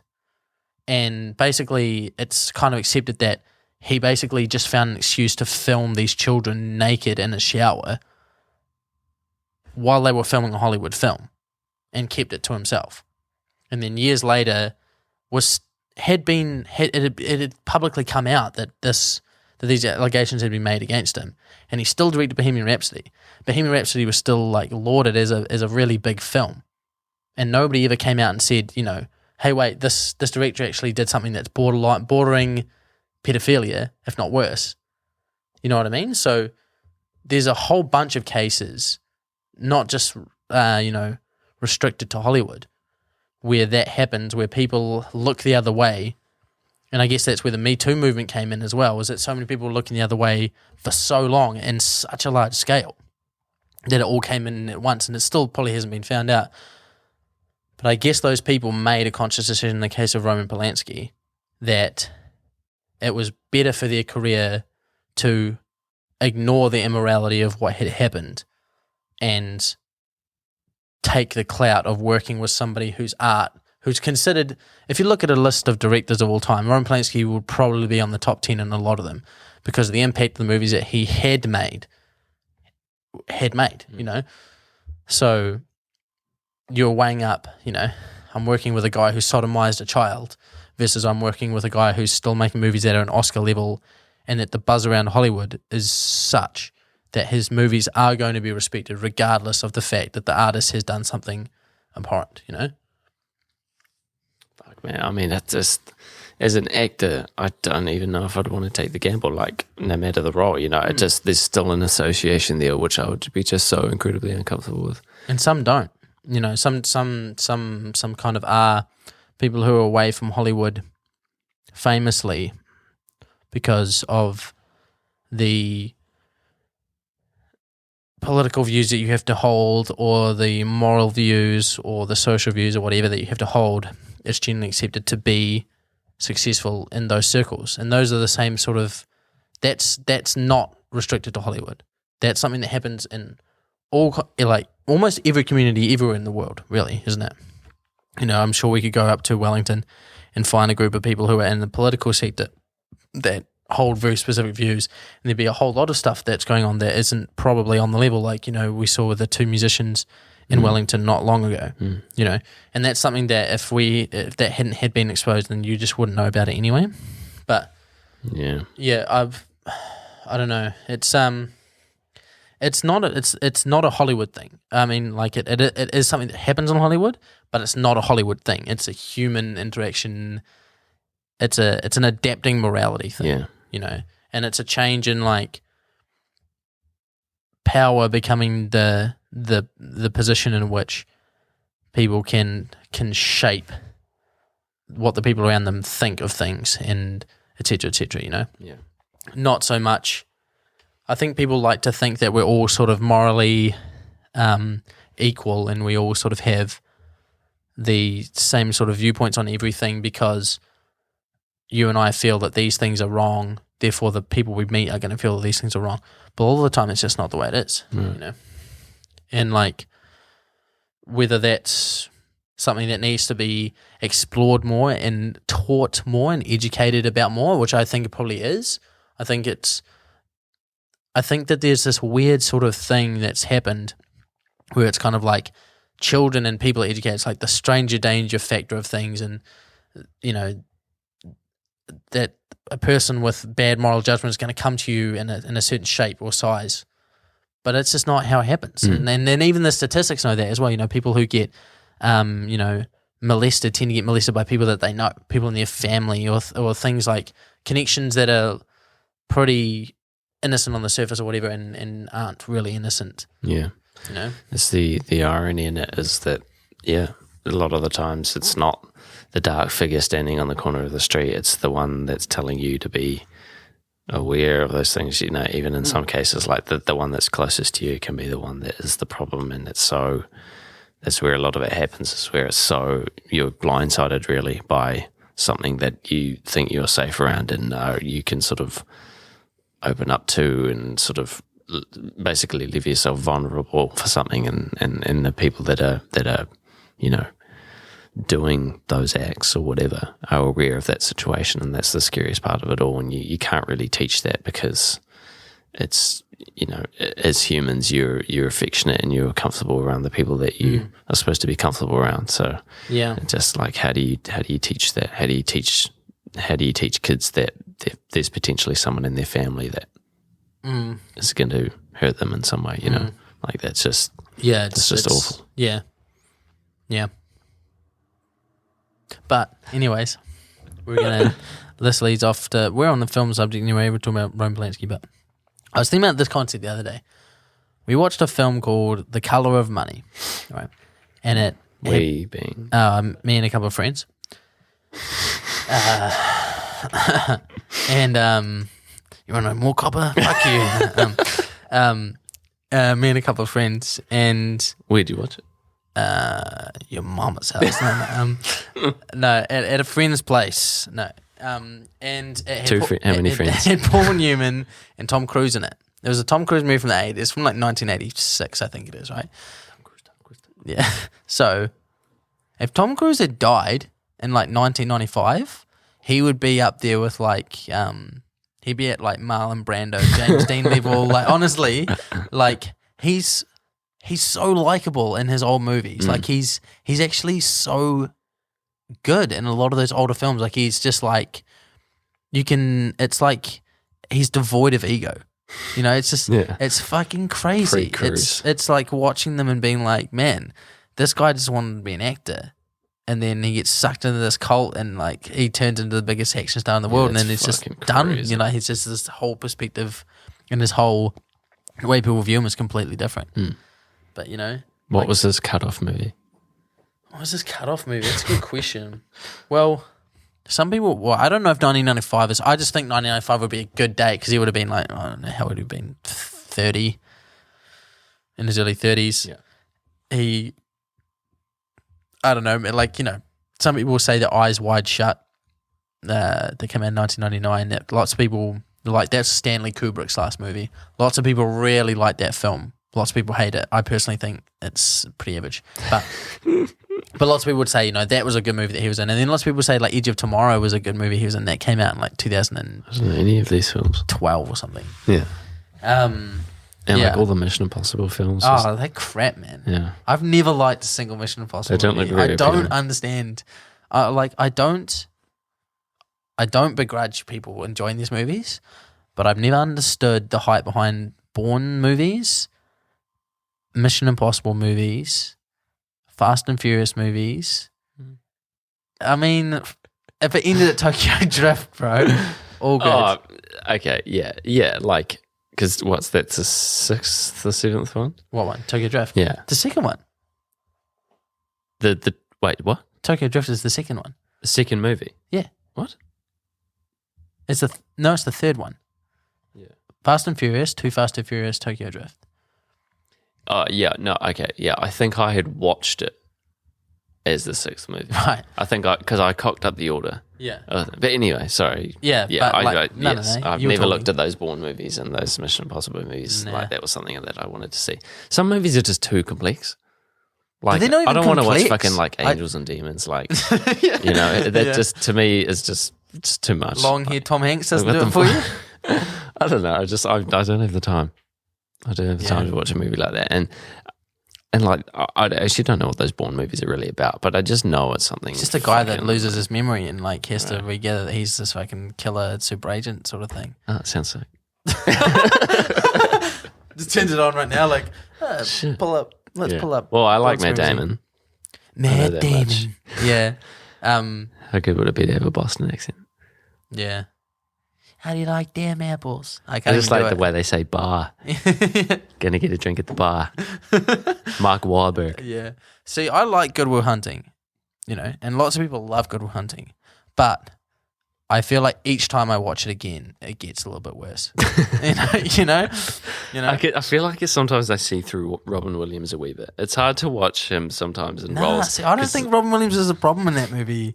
Oh, he's brilliant. He's brilliant. But like, I think you know, Matt Damon is a problem in that watch movie. Flubber and then watch Good Will Hunting. You know. Dude, don't be shitting on Flubber, bro. Oh, I'm not. I'm just saying, like, that's two quite different films Yeah. with the same actor, you know. Yeah. But then I guess that's what makes a good actor is to be flexible. Yeah. like Flubber. Yeah. You knew that Robin Williams was being serious when he either had a beard or like a completely different hair color. That's when he was like, oh shit, this is a serious Robin Williams movie. Yeah. He has some good serious movies. He's got some great films. Yeah. Did you ever watch Hook? Oh, fuck yeah. Of course you did. We good we was- had like the same how good childhood. was Hook? Yeah, it's a classic film. Hook was the bomb. That's a Do you know how really many good celebrity film. cameos are in Hook, bro? So many. I probably need to watch it again actually to Fucking Phil realise Collins that. is in that movie, bro. Is he really? Yeah. Yeah. That would have not been my first pick. It's a Bro, classic film. I feel sorry for him. man. Julia Roberts. Julia Roberts. Yeah. She's in there. Yeah. So I always figured her name, but I didn't that time. Yeah. Classic film. She can act. She can act. Do you know, I started watching one of her movies. It was that like Eat, Pray, Love or some bullshit God. like that. Eat, Pray, Love. Because I'll admit I love a good chick flick, and I thought that's what that was going to be. And it is a chick flick, but that's all like not the kind of flick that I enjoyed. Like I never. It has to be a pretty fucking bad movie for me to like exit within the first 10, 15 minutes. Really bad. That is one of the ones. The movie is really, really, really bad though. Like straight from the you get-go, I like won't stop watching. You like bro. 50s, like just But that's outside of not Hollywood bad. movies. No, Like that's that not one. bad. That one Those- we pulled up on that streaming service that one night. That fucking what the fuck was that? The one. We just finished watching Dragonheart, and then we pulled up some random like 50s film. I don't know what one was it. I don't know what it was called. But it was some like real corny car gang related sort of thing. I can't remember. That was probably way off. I just remember watching a scene. There was a car, and there was like that they were about to go and do something. There was a gang of them, and it was real corny. It like on the waterfront or something? I don't know what it was Could have been a called. contender. It was no, it was. I don't think it was like a popular film. You just wanted to watch like a shitty film, and I couldn't right. stand it, but you were like enjoying it. And I was like, can we fucking stop watching this shit, please? Honestly, like I can appreciate like the irony in watching a bad movie. Like I've definitely like if I can recommend one good bad movie to watch would be the G.I. Joe film, like that first G.I. Joe. Oh my film. God. Jesus I haven't Christ, thought about dude! that movie in a It was long time. so bad that it was funny. But there's also some movies that are just so bad that it's like I can't actually watch this. But that was like it was all done well in terms of like the cinematography, but the content was just so like cheesy, but like enough that it was just verging on comedic. Yeah, I remember going to watch Where the Wild Things Are, the movie, when I was in high school. Jesus, It must I have been in forgot that was a 2011 or thing. 2012. That sounds horrible. Holy shit, it was a bad movie. It was so bad. It was just like, I can't imagine it would have been a good film. it wasn't like, I like bad movies when they just commit to the badness. You know, when they just commit to how crappy they are right from the get go. It's like the movie signals to you that this is a piece of crap. I'm like, sweet, I'm strap me in. Like, this is good. Like, I'm ready to laugh at how stupid, like the fact that people waste so much time making this movie. That's the funny thing about it all, man. It's like the amount of people that those things go through, and not one person has gone. Oh, they do, guys. though. They just don't want to stop the gravy train. You know, you're getting paid. Like, have you Yeah, ever, that's true. you're at your work and you're like, bro, this is some stupid shit our manager's got us on right now. He's got me to do. He's literally getting me to go in the back, grab this pallet, and take it out in the store. Man, fuck him. You know how many conversations are already happening in the movie? Like Retail you know, drama, right?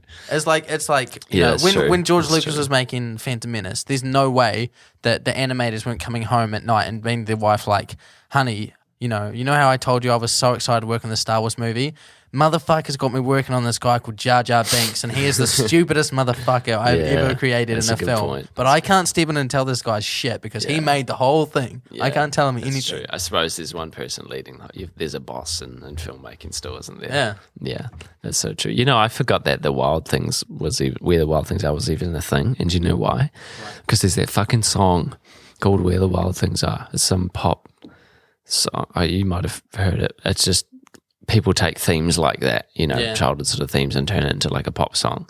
And there's a song, the chorus just literally goes, "Find me where the wild things are." And it's just a lame pop song. And that the amount of times that I've heard that song has just drained out the actual premise of what that is, which is that book. And you've just reminded me now of what that is. It's a weird power of music. Speaking of childhood things, Free Britney, eh? Free Britney. So okay, tell me what's happening here. I don't know what the fuck's going on. She's popping up in the news again. Yeah. I think it came up in the news Free today Britney. because she's currently in a lawsuit with her father to have the state of conservatorship taken out of her father's hands over her life, over her finance, basically. So when she had she has bipolar disorder, basically. When she had the sort of breakdown, quote unquote, remember when she shaved her head and the paparazzi fucking harassed, being a piece of shit. They placed a conservatorship on her, which meant that her father basically had guardian, even though she's an adult, her father had guardianship over her, like in terms of her finance and all of that. But basically what happened is that her dad never gave it up. So it was ages ago. It was 15 years ago, if not more. And she's basically come out and being like, I'm medicated for bipolar disorder. I'm, seeking treatment, whatever. But I don't want my father in charge of these finances because he's manipulating my image and he's manipulating me, basically, in my finance for his own gain, whatever. So basically, that's what the legal battle is about removing that conservatorship from her father. Her father sounds like a piece of shit, basically. Her father is like fully just invested in living the lifestyle on her work and her talent and whatever, But not even like, he's like going full like balls to the wall, spending all of her money, jets, food, yada, yada, yada. And basically that's where I think the documentary came out about her, basically. No, I haven't watched it, so I can't be quoted verbatim. But I think it generally covers this story in a sort of Finding Neverland, Surviving R. Kelly style. Right. And that documentary has been used as evidence in court. And it's sort of public opinion thing. And it's pretty sad that in 2021 to get shit done, basically you need a Netflix documentary to help support your case, basically, before anything will be done. But yeah, basically it's one of those sort of arguments about the autonomy of people with mental illness like bipolar disorder stuff to be in charge of their own life. Yeah. And somebody who's medicated for it 100% should be allowed to be in charge of their own life, because if you can't trust somebody who's being legally medicated to be in charge of their own state of affairs, what's the point of them being medicated? Right. If the whole point of them is to be a functioning member of society, you can't take their functions away from them, because what's the point of medicating them? You might as well just have them sedated. So guardianship doesn't end at any given time. It does once you're 18. Like legal guardianship of somebody.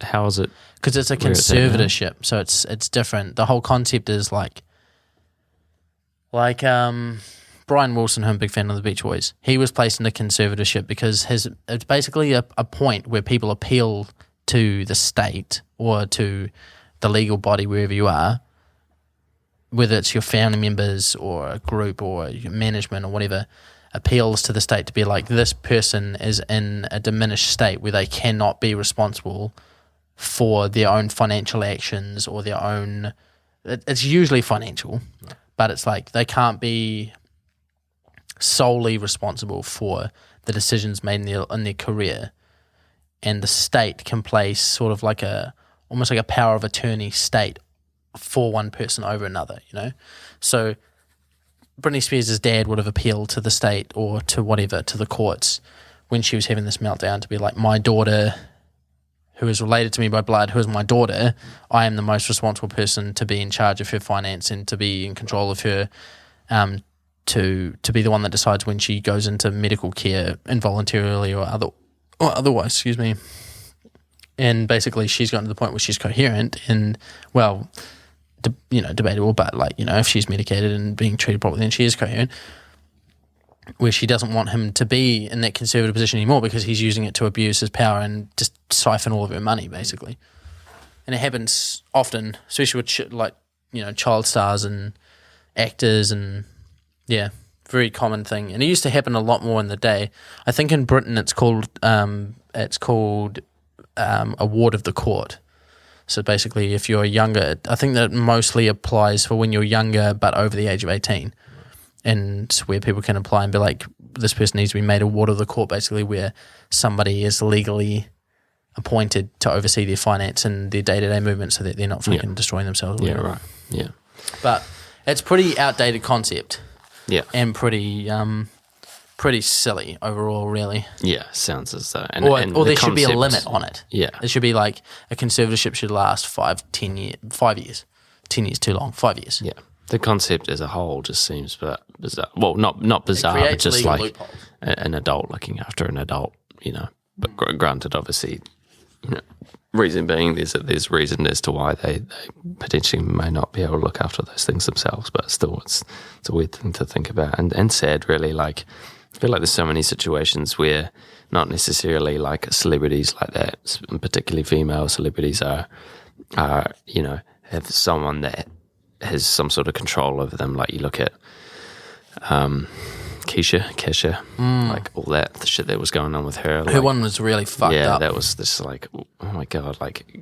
And she had to work with him afterwards as well. There seems to be some sort of like, you know, this stigmatized almost thing where like female artists need to be looked after or need to have people like in charge, whereas male artists don't really have any blunders like this, or at least that I know of. Yeah, I think you get a lot more leeway as a male. Yeah. And I think that's what's fucked up is that like if you're pressured by a record company early on in your career to portray the sort of promiscuity, you know, attainable girl thing that lots of record companies tend to sort of press as part of the artist imagery, that gets used against you later on to be like, oh, you know, look how susceptible they were to look how easy it was to convince them to convince her to go on stage wearing only this. Like she's loose, she's easy, she's influenceable, she's not in a clear mental state. It's like that's just fucked. You wouldn't do that to a man.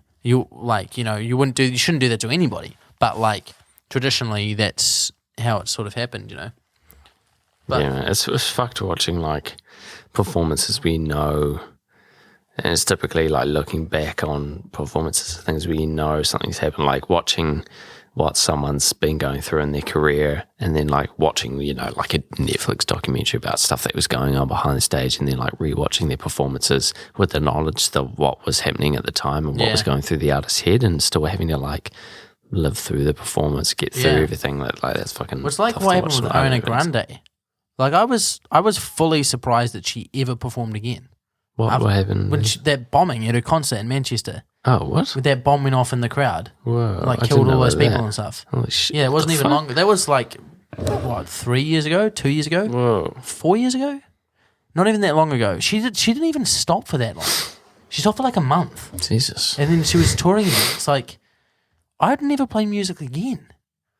If people got murdered at a show that I played at, I'd never want to do that again. You know, like, and I bet she probably fucking didn't for ages and probably still struggles with it, but like, that's messed up. Like, yeah, I don't know how many, surely a few people, I know a lot of people got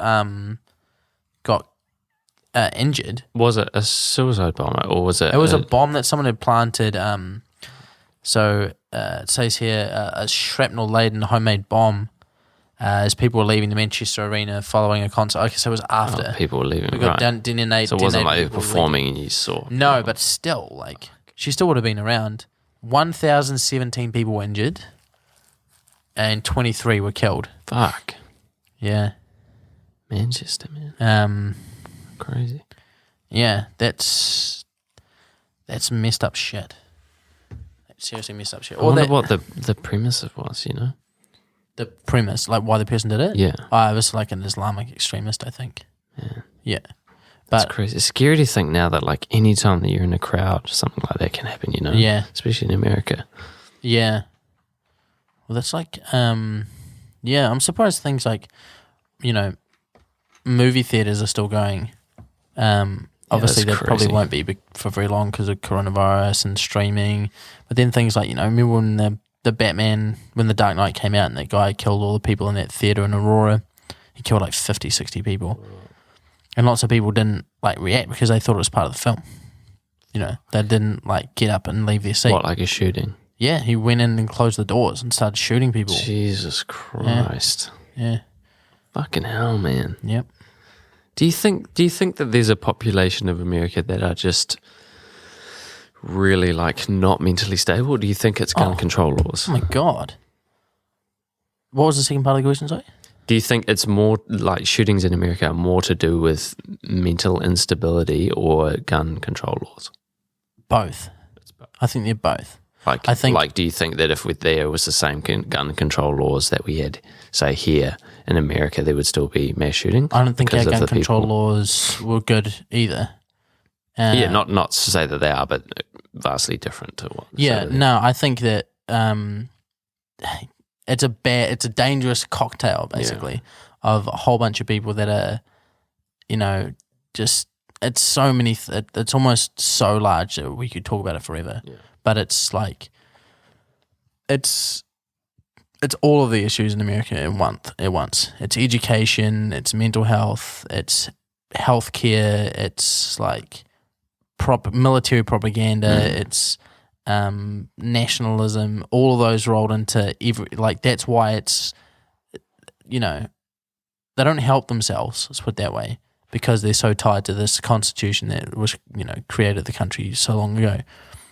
But I don't think getting rid of or putting tighter controls on guns or banning so-called mentally ill people from attaining those weapons would strictly lead to a drop in those events happening. I think that they're not surveillable. They're not predictable. That's why they are so damaging. It's because they're just not. There isn't any logic to them, and to get into the mindset of somebody who's going to commit those acts would require you to be one of those people yourself, and that's the only way that you'd ever be able to stop that from happening. I don't think there's ever really been somebody who's been so committed to committing one of those acts and then stopped and then gone to the police and said, I was going to go and murder all of these people, right, because they can't. Yeah. And that's what's sad about the whole scenario, is that those are the people that could provide real insight and help and really get to the bottom of those issues if they were listened to, but they're not. If you were to go to the police and say, I had this plan to go into a movie theater and murder all of these people, they wouldn't say, oh, you're so brave for coming to tell us about this. Thank you for not doing it. They'd be like, that's an immediate motherfucker, threat. Yeah. you're going to prison right now. Yeah. So not only did you not get to commit it, but you're going to prison for the same amount of time, even if you did. Yeah, that's fucked. But yeah, I mean, obviously, if you're someone in that situation, you're probably not thinking too clearly about who to even go to. I guess that is the sort of first point of call, but you would want to go probably more towards some sort of therapy or some description, which is still a crazy thing to do. How do you get that? And therapy is so far away from being destigmatized globally. Yeah. It's weird. It's like the concept of therapy and psychiatry and everything has reached so many levels of media and influence and whatever, but it's still so foreign. And it's also, it's kind of disheartening because you think that people our generation make sort of steps towards understanding that and supporting others in it, but then the kind of music that's still popularized is still, it's glamorous to be depressed, or it's glamorous to,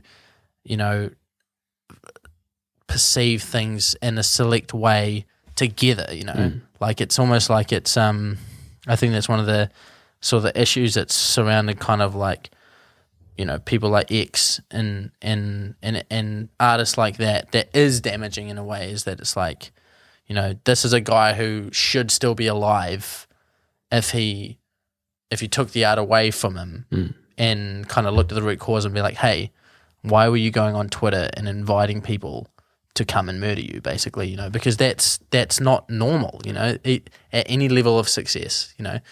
If you were to say to me, oh, I was fucked up on perks going into town and trying to get people to beat me up, I'd be like, bro, let's go see someone about that. For sure. But I think someone in that situation, like someone like X, someone like 6ix9ine, are only really saying those things because they're at the level that they're feeling they're at. It's part of the persona to be in such a position of power to be able to say, come get me, I'm here, For sure, but aside from the kind of toxic masculinity aspect of that, where you're like, I'm fucking Tony Montana. I'm not promoting No, that I'm not saying you are. I'm not saying you are. But you're it's like the Tony Montana last scene of Scarface, motherfuckers, I'm on top. I'll take all your bullets. Yeah. Come fucking try to stop me. Yeah. That in itself, and if you use that movie as an allegory to that, that's the downfall. That's the end. That's not something that you're coming out of positively. That's kind of the tailspin for all of these guys, where it's like somebody should, be stepping in and being like, aside from all the posturing, all the shit, it's like, it's not like there isn't a book this thick showing you all the examples of people who tried to posture, and whoever postured like that and lived. Not many. Yeah. And the people that did were probably they were probably faking it and pulling out of that life, you know. Yeah. It's weird, and I don't know where that's heading, because that kind of popular imagery that's associated with the music that's popular at the time as well, it doesn't tend to decline. You know, it doesn't tend to like become more, you know, being conservative isn't cool, you know, and becoming more sort of prudish or whatever isn't something that happens, you know. There's not, you know, there's reasons that 8-year-old kids know the words and you know, the tune to Wet Ass Pussy. You know, it's like that's not something that's gonna disappear, you know. Children aren't going to suddenly not be exposed to that anymore. It's just going to rapidly go. And I'm not like a fear-mongering. I'm not like, oh my God, think of the children. Oh my God. Because that's just silly anyway, because you don't have any control over it anyway. And that's people governing what their children listen to and whatever. That's basically on them. But you do kind of have to wonder, it's like, is it going to come to the point where musicians are so separate from the music that the posturing is just like at another level? Like it's just because you know, you'd way rather have someone like X alive without the demons making as a person, or just making any kind of music than murdered. Yeah, you know, for sure. And I think like lots of people like would say that anyway. You know, I remember I was listening to a podcast about Kurt Cobain, and there was an interview with Courtney Love like maybe a day or 2 days after he had committed suicide, and she's basically, because at the end of his suicide note he had written the lyrics from a Neil Young song that was like, it's better to burn out than to fade away. And she was basically like, at the end of the statement to the public, she's like, they're like, is there anything you want to say to Kurt's fans? And she's like, it's not better to burn out than to fade away. Like, it's not, there's nothing glamorous in this. Like, we found him dead after shooting himself in the head. Like, there's not, that's the end of his story, and that's the end, you know what I mean? And like, it's this weird sort of curiosity aura that surrounds that and always will. But how do you stop that from happening? Like, it's a weird part of the human psyche that just isn't really understandable. Yeah, and I mean, are we really just seeing this in people that are famous, like celebrities, or you know, is everyone? It happens to everybody, and I don't think them being famous is like a prerequisite to that. You know, it's still an addition nonetheless. For sure, but the people that are famous and are doing drugs and harming themselves or harming others, that there's people doing that aren't famous. There's a whole bunch of people that do that. It's far more common for people to not be famous and to be doing that. Sure. You know what I mean? Sure. Like, it just happens to be that these people are elevated and that their story is allowed some continuum without their existence. You know, there's so many people, even as we speak right now, that are probably living that same sort of lifestyle. It's just, it's not glamorous, or it won't be spoken about afterwards because there's no one to do it for them. Yeah, for sure. And I guess that's the channel at which, though, we start looking as to how we deal with those situations is through celebrities, because they are the ones that the stories get told. You know, you get to see really firsthand how these things sort of pan out and how people act, or you know, what their decisions are at a point where not everything's working out for them. You know, you get to see how it's all working out or not working out, I suppose, in those cases. Yeah. So anyway, I'm going to do what I said about the last time we spoke. I think about the guards, the British guards. I was like, we're talking about some heavy shit. Let's work some funny shit. What's the story about Kim Kardashian's son? Okay.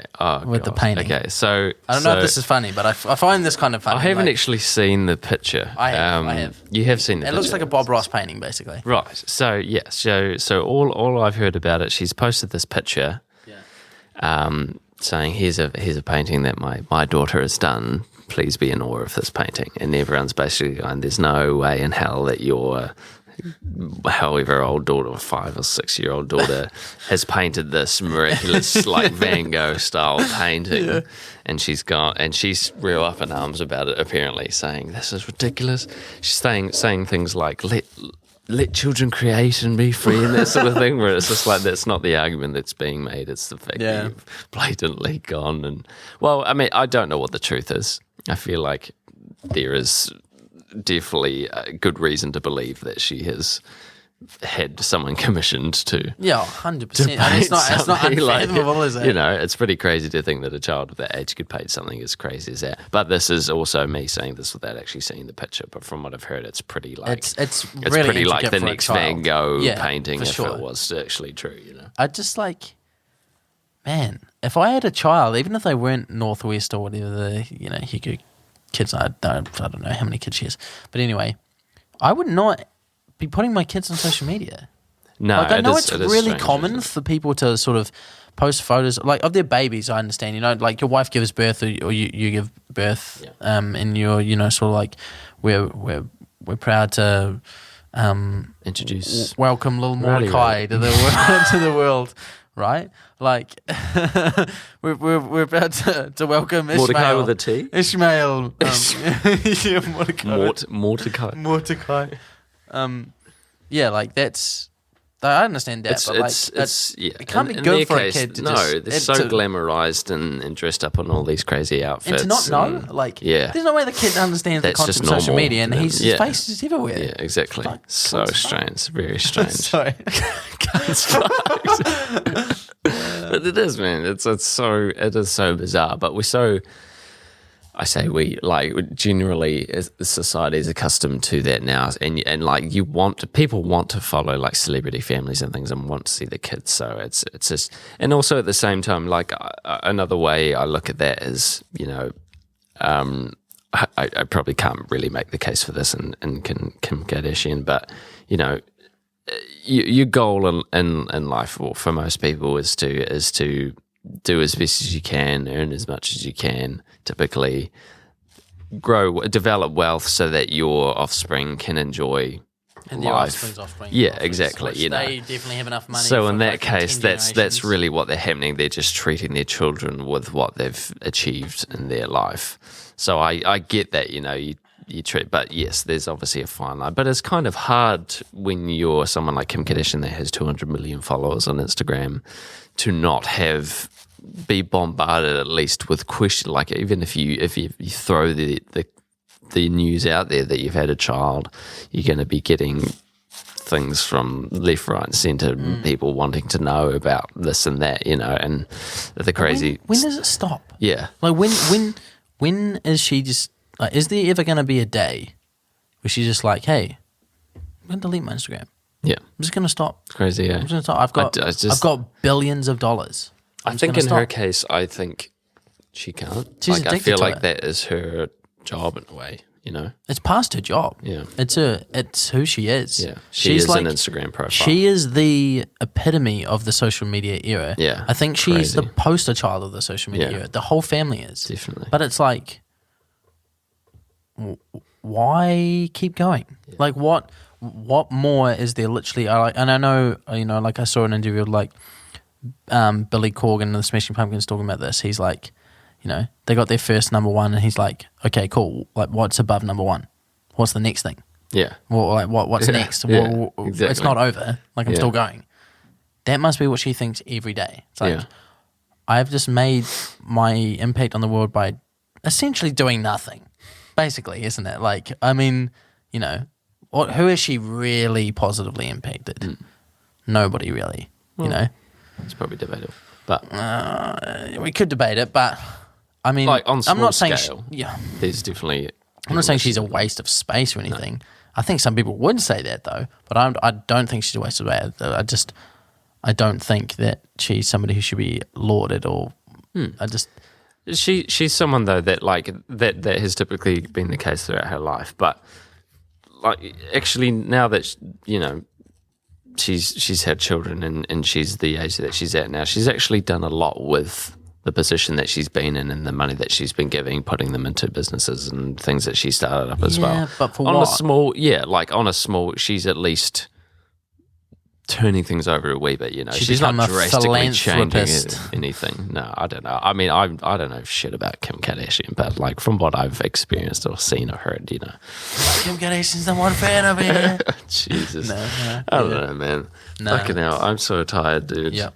This was fun though. This was good. I was glad you dragged me in here. That sounds terrible. Whoa.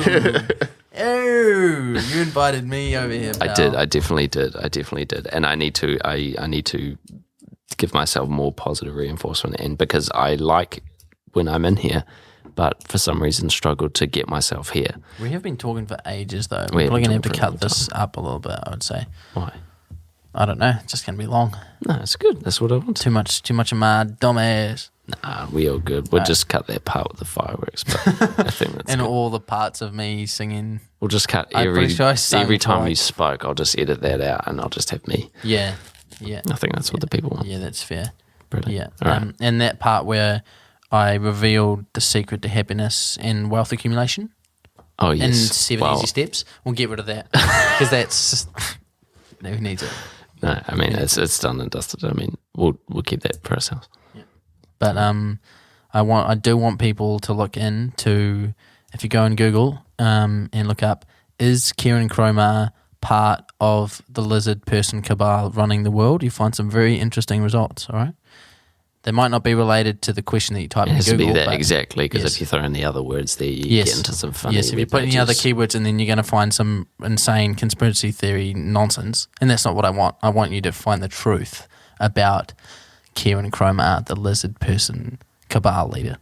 I think everyone should know. And that. if you find out, we'll get you on the podcast and we'll talk all about it. Yeah. Don't forget to call in on our hotline. Let us know what you find out. Phone me personally. I won't be giving my number out on this. You have to find it yourself. But if you find it, phone me. Let me know what you think. Brilliant. Yep. All right. Thanks, Liam. Okay. Appreciate it. Nice. No worries. What a fucking exit. Home audio entertainment. 9016 Radio. The show for artists of all kinds. Sit down and relax. Enjoy the music.